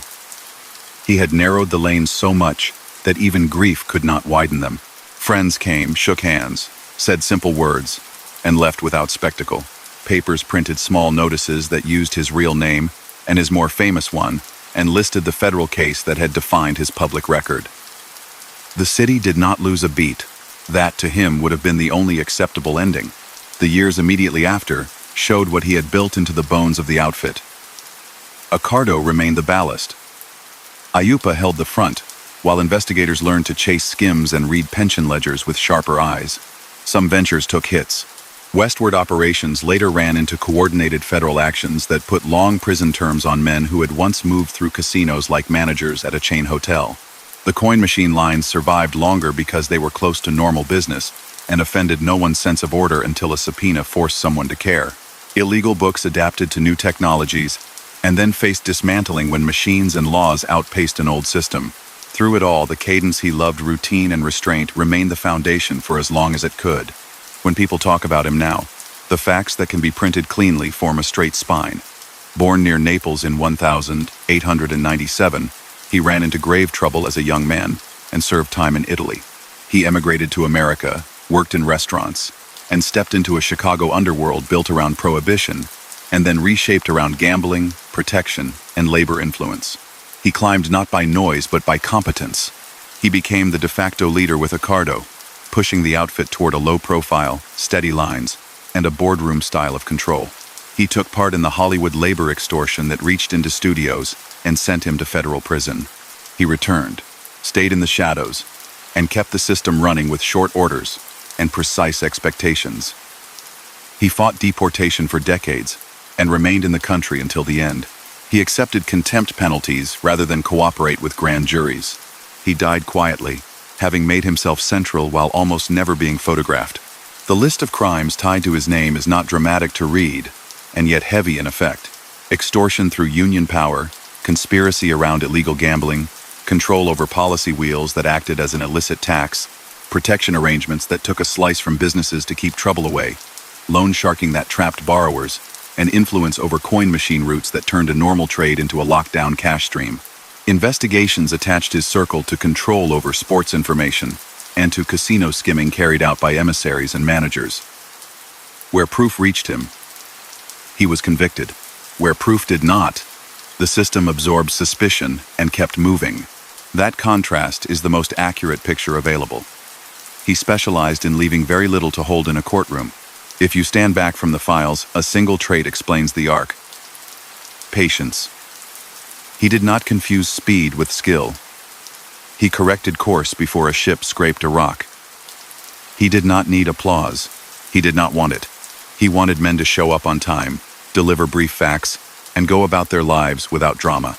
He wanted enemies to search for him and find a blank wall, because he had learned early that the man who craves attention writes his own warrant. He did not think of himself as a legend. He thought of himself as a foreman who walked a floor, fixed a machine, and knew when to turn out the lights. His city still carries a memory of that method in the way some people tell stories about the old days. They talk about iron discipline in back rooms and early dinners, about coin boxes lifted on schedule and simple nods that decided which company got a contract and which did not. They talk about a manager who did not raise his voice and whose disapproval functioned like a door quietly closing. Some of those stories add sparkle that never happened. Enough of them line up with court records and credible testimony to show a real pattern. He was the quiet center who treated illegality as a job to be done without fuss. Even now, when laws and markets are different, when the Strip looks like a theme park, when union politics are more transparent, and when a phone can record a room without a wire, his style remains instructive for understanding that era. It was an age when a city's underworld could touch a studio in California and a casino in Nevada from a booth on the near West Side. It was an age when the federal government learned to treat organized crime as a structure rather than a set of isolated events. It was an age when a man who once served tables mastered the art of letting other men think they were running the show while he turned the dials behind them. In that light, the bedtime story you are hearing never asks you to admire him. It asks you to look closely at how restraint and routine can power a machine as surely as noise and swagger, and at how that choice cool, methodical, and wrong-shaped thousands of days in a city that learned to live with a shadow it could rarely see but often feel. The next stretch, after his time, will show how the tools sharpened by the government and the natural entropy of any long-running system began to pull threads out of the fabric he had woven, and how the people who inherited his seat either kept to his rules and survived, or broke them and paid the price. Close your eyes and picture a city at midnight, steady as a drum. Freight doors slide, tires whisper on wet pavement. A diner light burns over a row of stools. Somewhere, a radio murmurs a ballgame recap. In that quiet, the habits of one man still shape how others move, even after he is gone. His rules spare words. Early hours, careful buffers lingered like grooves in an old record. People who never met Paul Ricca followed his tempos because they worked. Keep things small, keep them regular, keep them calm, and they last. His influence outlived him because it had been built into routines. The outfit's managers did not wake up one morning and reinvent the business. They woke up and kept appointments set years earlier. Collections happened without speeches. Disputes found their way to rooms where tempers cooled and arithmetic decided outcomes. Even as the 1970s brought new laws, better microphones, and prosecutors trained to look for the long pattern rather than a single scene, the skeleton he left behind kept the body upright. That did not make the work right. It made it durable. The people who came after him used his blueprint, whether they admitted it or not. Trace one line back to the decision that defined his public record. Hollywood remained a cautionary tale long after the verdicts. Studios paid to avoid walkouts. Union ties were twisted into a machine. A fixer talked. Cases were filed. Convictions followed. The aftermath traveled like a ripple. Witnesses who cooperated changed their names or moved to distant neighborhoods. One of them, Willie Beoff, died years later in a car blast far from Chicago. A loud end that newspapers connected to old grudges without pinning a charge on any single hand. Ricca himself never celebrated that kind of event. He did not hold grudges in public. He did not talk about vengeance. He believed in the quiet correction. Replace a risky man before he can break the system, and learn from mistakes that cannot be hidden. Labor as leverage did not end with his sentence. The law pushed reforms. Honest officers took control in many locals, and reporters spent months in archives shining light where it had been dark. Yet the basic insight timing in negotiations has real cash value never vanished. His circle had turned that into a habit. Do not force every door. Find the one door that opens with a knock at the right hour. After his death, successors used the same timing with new names on office directories. The harm remained even when no headlines followed. A clause bent here, a vote delayed there. A payroll saved not by good faith alone, but by a nudge that cost money under the table. Change came in waves, but the undertow he had set in motion pulled against those waves for a long time. The westward current, too, told a long story. Early on, Rosselli's polish made the Strip safe for quiet partners. Later, as resorts multiplied and auditors sharpened their pencils, the game narrowed to the few minutes when cash left the floor for the count room. That was the space where Chicago and a few allied cities took their slice. It stayed small in percentage terms and significant in real dollars, and it stayed alive because, for years, the front of the house looked legitimate. Clean reports, professional staff, smooth shows, prompt payouts. Only when federal teams placed people inside, read ledgers alongside the flow, and built cases that treated the skim as one part of a larger pattern did the wall start to crack. Those later trials in the 1980s, when casino managers and Midwestern bosses faced charts that linked count rooms to pension loans and meetings in coffee shops, were the logical end of pressures that had been building since the day he taught his people to think like administrators instead of brawlers. The Teamsters' pension money became a separate chapter in that long arc. Loans built hotels, bailed out faltering ventures, and paid for expansion that ordinary banks considered too risky. Official committees approved those loans with minutes and votes. The pressure behind some approvals moved along the same private lines he had always cultivated. A phone call, a hint, a reminder, a promise that trouble would be avoided. Decades after he was gone, federal cases focused on those funds, indicting union figures and businessmen who crossed lines. A name like Alan Dorfman came to define one edge of that story. Though Ricca did not live to see those particular trials, the method pension dollars as leverage for distant projects was an evolution of the thinking he had reinforced. Use respectable instruments to finance ventures where an unseen partner collects off the top. Elsewhere in the Midwest, parallel crews followed similar rules. Milwaukee's outfit under men like Frank Balistrieri, Kansas City's crew under the Savella family, Cleveland's men as well. They all handled pieces of the westward pipeline at different times, and they all learned the Chicago lesson: don't make a circus. While New York families argued over publicity and precedence, the Midwest quietly turned hotels into accounting problems. That calm was not accidental. It was cultural, and Ricca was one of the engineers of that culture. Keep the circle small. Let a polished emissary handle out-of-town business.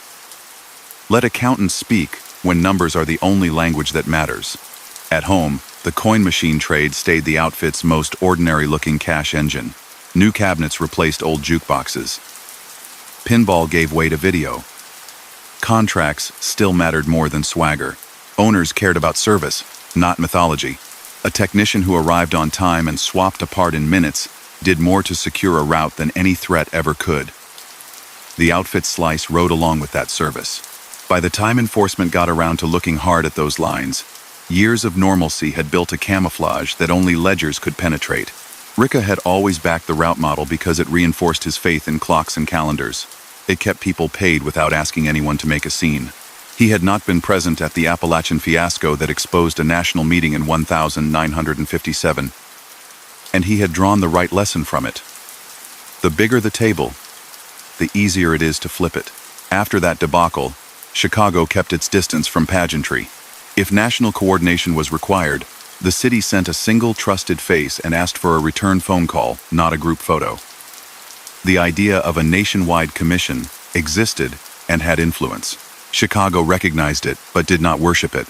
That quiet independence helped the outfit preserve strength, while coastal families burned nervous energy managing rivalries and public feuds. Again, that approach traced back to his core belief that a throne only paints a target. A table with interchangeable chairs keeps you in business. The law's response kept evolving into the shape best suited to meet men like him. Where individual tax cases had toppled headline gangsters in the 1930s and 1940s, enterprise prosecutions in the 1970s and 1980s aimed at the machine rather than any one cog. Wiretaps became part of daily life. Microphones hid behind vent grates and inside car dashboards. Under those conditions, the old rules he insisted on proved both wise and, eventually, inadequate. They delayed, but they did not erase the risk. You could shorten meetings, move them outdoors, and speak in numbers, but the more complex an enterprise grew, the more people had to carry pieces of the truth around in their heads. With time, that gave investigators enough fragments to assemble a picture. The fact that it took decades was a testament to his structure. The fact that it eventually succeeded was a testament to the government's patience. Even so, his stamp on internal conduct remained visible long after. Younger managers imitated his style. Arrive early, leave little behind, cut arguments with simple math, never bluff a promise you can't keep. That last point mattered. He despised empty threats because they forced you into a corner. Better to say less and do exactly what you said than to talk big and invite a test. By defaulting to restraint, he saved his organization from unnecessary fights. When successors forgot that rule, results arrived swiftly. More tap vans on corners, more cameras outside doorways, more court dates to explain why someone had been bragging in a place where someone else was recording. His personal life never demanded attention. A suburban house, a tidy yard, small gestures that made neighbors describe him as polite and punctual. He was not a recluse, only careful. Family dinners mattered. He asked about grades, about jobs, about the weather. He did not explain meetings in corner booths. He did not put heirs into roles they had not earned. He believed that dragging family into business was lazy, and lazy decisions cost money. The people who rose around him did so because they delivered, not because their last name matched his. That merit, however skewed by the illegal arena where it operated, kept the outfit from spiraling into dynastic fights that plagued other places. The record of charges tied directly to him remains lean in words and heavy in weight. An Italian conviction in his youth for a deadly act. An entry to America under an adopted name. A rise in Chicago that placed him in the center of illegal gambling, policy, and protection rackets. A leadership role in a national extortion scheme built on union power in Hollywood, leading to a federal conviction in prison. Contempt citations rather than cooperation when subpoenaed. A decades-long immigration battle that never uprooted him. Around those anchors sits a larger cloud of credible associations. Coin machine control, wire service influence, pension, backed casino deals, discipline over routes and wards, and the boardroom model that made him the quiet decider in a city full of louder men. How he handled mistakes says as much about him as the crimes do. When a trusted aide fumbled, he did not humiliate him in public. He cut the man's responsibilities, gave him a path to rebuild, and watched whether he took it. When an outsider crossed a line, he did not let street soldiers settle a score that would only bring police to doorways. He preferred a business solution. Buy the rival out of a route, move him to a different corner, or isolate him until he came around. Violence was not romantic to him. It was a cost center and a risk multiplier. If a newspaper learned a name because of a brawl, that name became a rope that prosecutors tugged on for a year. He valued discretion in his allies outside the underworld as much as inside it. He preferred a lawyer who gave him 3 options in plain language. He liked a banker who ignored gossip and checked balances carefully. He prized a restaurateur who never seated him at a window and did not send a free dessert to announce his presence. Every kindness that shouted felt like a threat. If you treated him like a normal client, you saw him again. This is not a defense of his choices. It is an explanation of how he picked the people who could keep a system running under pressure. If you track the human cost of the machine he shaped, it shows up in small, repeated burdens. A tavern owner paid a service fee to keep peace. A contractor agreed to a particular vendor because it kept inspectors from asking extra questions. A warehouse manager accepted a timetable that matched a handshake rather than a calendar. None of those moments looked dramatic to a passerby. Add them up across years, and you have a shadow tax that drained neighborhoods and encouraged cynicism. He would not have argued with that description. He would have called it the price of order. History is less forgiving. Unlike headline-chasing figures who filled memoirs with self-justifications, he left no book and encouraged no official story. That absence is itself telling. He wanted the organization to be the only text anyone needed to read. The chapters were schedules, crews, routes, fronts, associates, and outcomes. Whenever agents tried to push him into providing a different kind of text, a transcript with names, he declined. A judge sometimes punished him for that choice. He accepted the penalty. He believed that talking was a fast way to end a slow, careful life. As an old man, he understood that his era was passing. Electronic surveillance would keep improving, and younger managers would need to learn disciplines he had not faced. He could only teach principles: brevity, order, restraint, redundancy, and the courage to endure pressure without making a move that felt good in the moment and ruined a decade's work. Some learned. Others chased a public aura and paid with indictments and long sentences. That divergence in his successors' fates is the clearest proof that his method mattered. When they copied it, they lasted. When they broke it, they didn't. You can stand at the edge of his story and see a contradiction. A man who imposed order to make wrongdoing less chaotic. That is the heart of his legacy and the central reason it's worth understanding without turning it into a legend.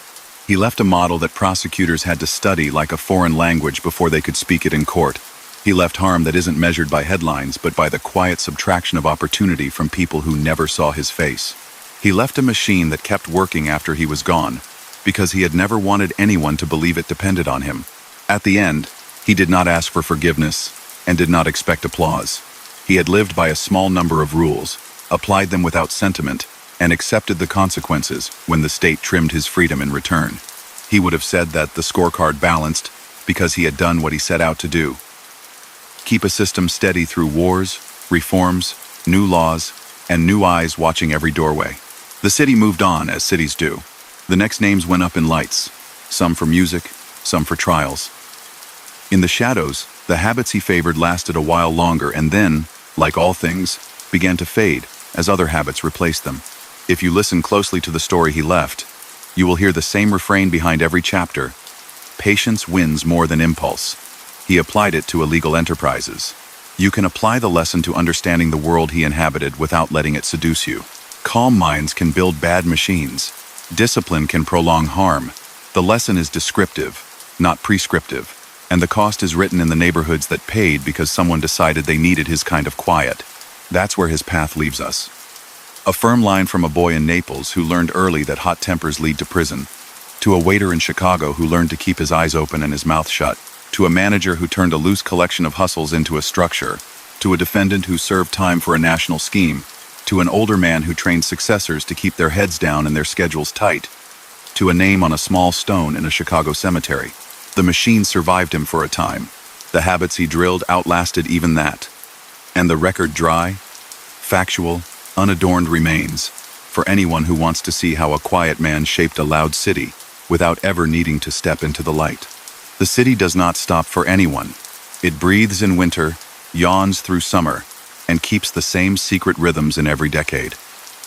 After Paul Ricca left the stage, that rhythm still carried his imprint. A phone would ring at a set time, a ledger would be checked against last week's figures, a driver would make his deliveries and never use the same route 2 days in a row. People who learned their trade under him kept using his methods because they were simple and they worked. Keep your voice low, keep appointments, and keep a clean edge between the part of life that shows and the part that never should. He did not see the last acts that his system set in motion. He died in 1972, quietly, without cameras, with family close by, and his affairs in order. No eulogies on television, no speeches in loud rooms, just a name on paper, a service, and a stone. In the rooms where decisions were made, the chairs did not scrape loudly. They slid, one man forward, another to the side, and the work went on. Tony Accardo remained the weight that kept the balance. Joseph Ayupa carried the visible role for a long stretch. Others tended their lanes, routes, machines, collections, introductions, and the careful handling of friends in offices who valued calm more than headlines. In the city, gambling stayed the core. Phone rooms with 2 lines, agents who used small notebooks and sharp pencils, television set to games with the volume low, collections done without fuss. The policy wheel persisted in pockets, a daily ritual for some neighborhoods, a fading habit in others. The coin machine business adapted to new times. Jukeboxes turned sleeker. Pinball gave way to cabinets with glowing screens. And roots kept their value because service stayed good. Contracts wore neutral names. Trucks kept appointments. Owners said yes to renewals because nothing ever went wrong. That was the design he had favored, and it kept cash flowing without spectacle. Beyond the city limits, Las Vegas turned from a gamble into an industry. Hotels rose taller, stages filled with famous names, and rooms were designed to make every guest feel like the only guest. The outfit's interest lived in the count, in those minutes before bills reached the bank. The share taken off the top remained small in percentage and large in effect, and it stayed alive because the front of the house looked proper. Professionals ran the floors. Host staffs treated conventioneers and celebrities with the same polish. Auditors could tick boxes and file clean reports. The quiet partners asked for predictability and got it until federal teams learned to build cases that followed the entire chain from pension loan approvals to count rooms to envelopes that never saw a ledger. Those cases did not appear from nowhere. They had been brewing for years as the government sharpened tools and learned to stitch fragments together. In the 1970s and early 1980s, investigators used long grand juries, patient wiretaps, and a statute that let them treat a cluster of acts as one enterprise. They placed people in back offices and asked judges for permission to listen longer. They compared numbers in ledgers with whispers in hallways. The eventual results looked like the opposite of Ricca's style. Big charts in courtrooms, arrows connecting names, jurors reading the picture like a map. In 1986, a major skimming case ended with convictions that reached into Chicago's top tier. Joseph Ayupa and John Cerrone, men who had sat in the chairs Ricca arranged, were sentenced to long terms for their roles in the Nevada slice. Other cities' leaders felt the shock too: Kansas City, Milwaukee, and Cleveland. The quiet pipeline west had sprung leaks, and the water trail was now visible to anyone who could read. People who knew the story could trace a line back to choices he made years earlier. He had supported the westward push but insisted on clean faces up front. Johnny Rosselli had played that part for a long time, knowing everyone, smoothing conflicts, and keeping the pipeline sleek. Later years treated Rosselli roughly. He died in 1976 under suspicious circumstances, a closed chapter that signaled how unforgiving that world could be when pressure rose. Another figure tied to those years, the Chicago emissary who provided muscle in Las Vegas, ended up meeting a violent end in 1986. Those deaths made headlines not for spectacle here, but because they marked the end of a certain style of control. Federal attention changed the math. In the old days, you could still a storm with a discreet replacement. When agents worked the edges of a case for years, replacements arrived too late. The Teamsters pension fund story became its own river. For a long while, that money made hotels possible. It kept construction crews employed and brought tourists by the planeful. But pressure behind some of those loan approvals traveled along private lines. A call here, a favor banked there, a name put in the right ear at a quiet lunch. When the government turned its full gaze on that fund, indictments followed. A key Chicago figure in the pension world faced trial more than once and was convicted of federal crimes. Later, he was killed in a parking lot. Reporters wrote that his death tied back to the mix of labor money and underworld influence that had long shaped certain deals. These were echoes of a method Ricca knew and used, even if he had not planned these later events or lived to see them. He had preached order, buffers, and restraint. In later hands, those tools could dull or be misused, and the cost landed on people who thought they had secured their futures with ordinary retirement contributions. Inside the outfit, the coin machine trade proved resilient.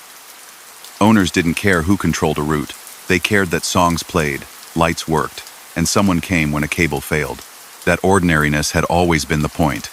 Years of reliable service wrapped a layer of normal life around a stream of cash that never saw a bank. For a time, even after the big skimming trials, those trucks still moved on schedule, technicians still carried small toolboxes, and the machines still swallowed quarters from lunch until last call. When change came, it came from technology as much as law. New forms of entertainment, the spread of regulated gaming in other places, and a cultural shift that favored experiences other than a row of cabinets in a corner of a tavern. The old model's strength routine also became its weakness. Routine makes you predictable. Where Ricca had treated routine as a shield, later managers sometimes forgot to vary their steps. Agents learned corners, times, and even preferred dishes. They waited. Microphones grew smaller.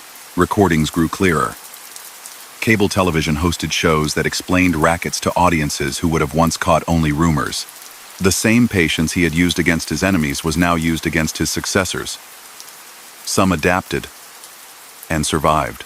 Others tried to recreate a version of glamour he had always warned against, and they paid for it with sentences measured in decades. If you pull back and list the crimes that defined his career, the file is clear. He took part in a network that ran illegal gambling, both sports betting and the numbers game, and he helped structure the protection arrangements that taxed businesses to keep their doors open without trouble.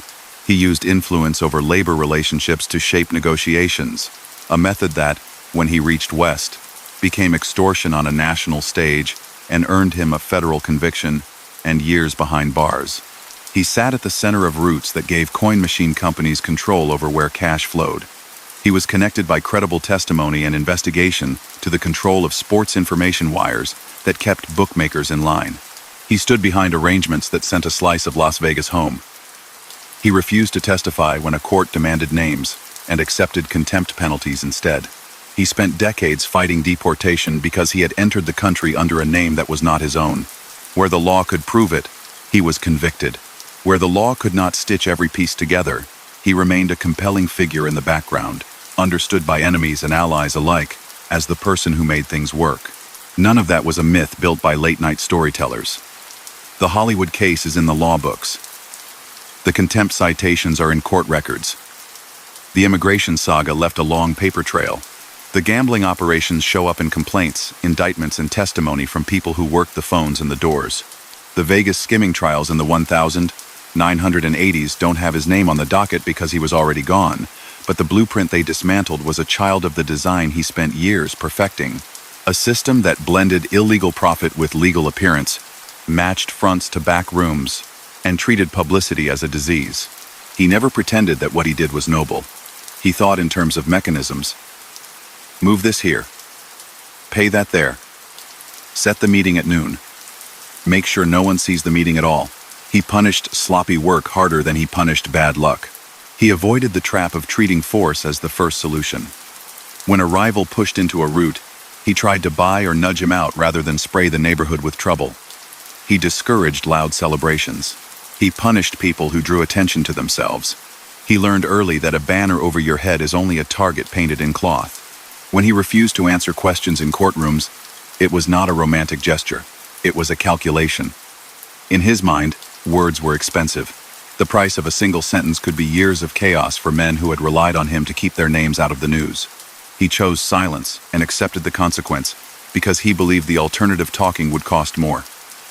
Judges disagreed and sent him to custody for contempt. He wore a neat suit in and out the door and said nothing on the steps. That silence made prosecutors angry and earned him no friends in the press. It also kept faith with the rules he had laid down for everyone else. His immigration story offers another window into how he handled pressure. The government tried again and again to push him out of the country on the grounds that he had entered under a false name and had a record that justified removal. He met that pressure with patience and lawyers. Hearings started, stalled, resumed. Years passed. The process ran through agencies and courts and ended with him still here when he died. No speech, no drama, just a file closed by a clerk, because the man on the first page was no longer alive. That ending suited him. Quiet answers to loud questions were his specialty. One legacy of his style is how hard it is to tell sensational stories about him without adding things that don't belong. He didn't dye a flamboyant streak into his life. He avoided nightclubs that splashed names in the paper. He didn't collect headlines. Even as the outfit's influence seeped into places most people never saw, he kept his own world small. Early dinners, short meetings, long silences, a handful of key allies who delivered, a handful of level-headed attorneys who explained risks and options without flourish. Those choices made him less interesting to gossip writers and more interesting to anyone who wanted to understand how criminal organizations survive as long as they do. The damage from his choices is measured in small drains over time, more than in single explosions. A shop owner who paid a weekly envelope could not hire an extra hand. A contractor who signed on to a favored vendor skipped a cheaper, better partner. A union member who believed in the bargaining table sometimes discovered that unseen voices had tilted the room before he sat down. Those losses multiplied across years, neighborhoods, and industries. He would have called it the cost of order. It is more honest to call it what it was, a shadow tax that robbed people of options and trained them to accept a world where private arrangements outweighed public rules. That honesty does not require pretending he was a cartoon villain. He was a manager who applied the same traits any competent manager uses: discipline, attention, patience, to a field that harmed the city that made him rich. That mix is why his story matters. It shows how the skills that make a business run can be twisted to keep a criminal enterprise running too, and how that enterprise can last so long that it feels permanent until, slowly, better tools, persistent law, and simple generational change start taking it apart. As the years moved on, the outfit became smaller in shadow and easier to see. Courtrooms heard more wire recordings. Witnesses talked in exchange for new lives. The Las Vegas pipeline narrowed when corporations and regulators tightened their grip. The coin machine world absorbed mergers, technology shifts, and new licensing rules. Some successors tried to revive the old aura and ended up in indictments that read like lessons ignored. Others stayed modest and quiet and managed to run small versions of the old businesses far from the spotlights. The story of decline is not a straight line, but the trend is undeniable. The system he favored lost pieces and replaced them with nothing. Time and pressure do that. Through all the aftershocks, his outline never blurred. Born in 1897 near Naples. A deadly case as a young man. A prison term in Italy. And a release that sent him across the ocean. Chicago under a new name. Restaurant work that taught him timing. A rise through the ranks by being reliable, quiet, and early. A partnership with Tony Accardo that turned a gang into a disciplined structure. A national scheme with union power in Hollywood that brought a federal conviction and years in prison. A return to Chicago and years at the center of illegal gambling, policy, coin machine routes, labor influence at a distance, and westward casino arrangements. Contempt citations rather than cooperation. When summoned, a decades-long immigration fight. A death in 1972 that changed almost nothing because he had spent years designing a system that didn't need a single man to keep moving. People who knew him used plain words to describe him. Patient, precise, hard to read, fair if you told the truth, cold if you didn't. He did not write a memoir or grant interviews that explained his thinking. He left routines in other people, and those routines told the rest. Show up. Speak briefly. Do the work. Leave without drawing attention. Those habits did not make him heroic. They made him effective at the wrong job. The record keeps the score.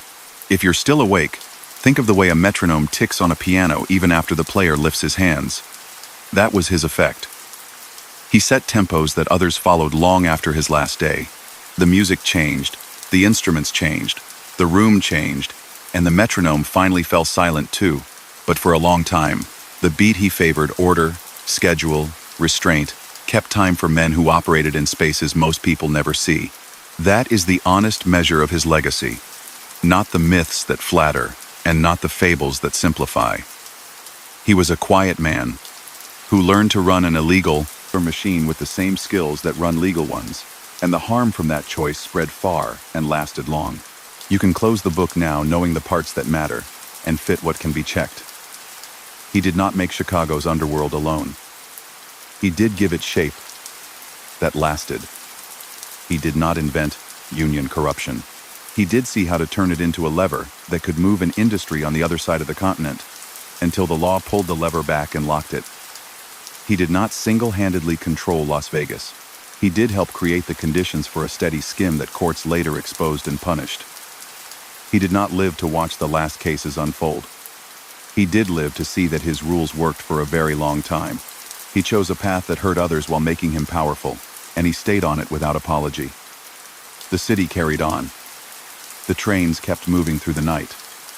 The booths filled. The lights went down. The old schedules wound forward until, one by one, they wound down too.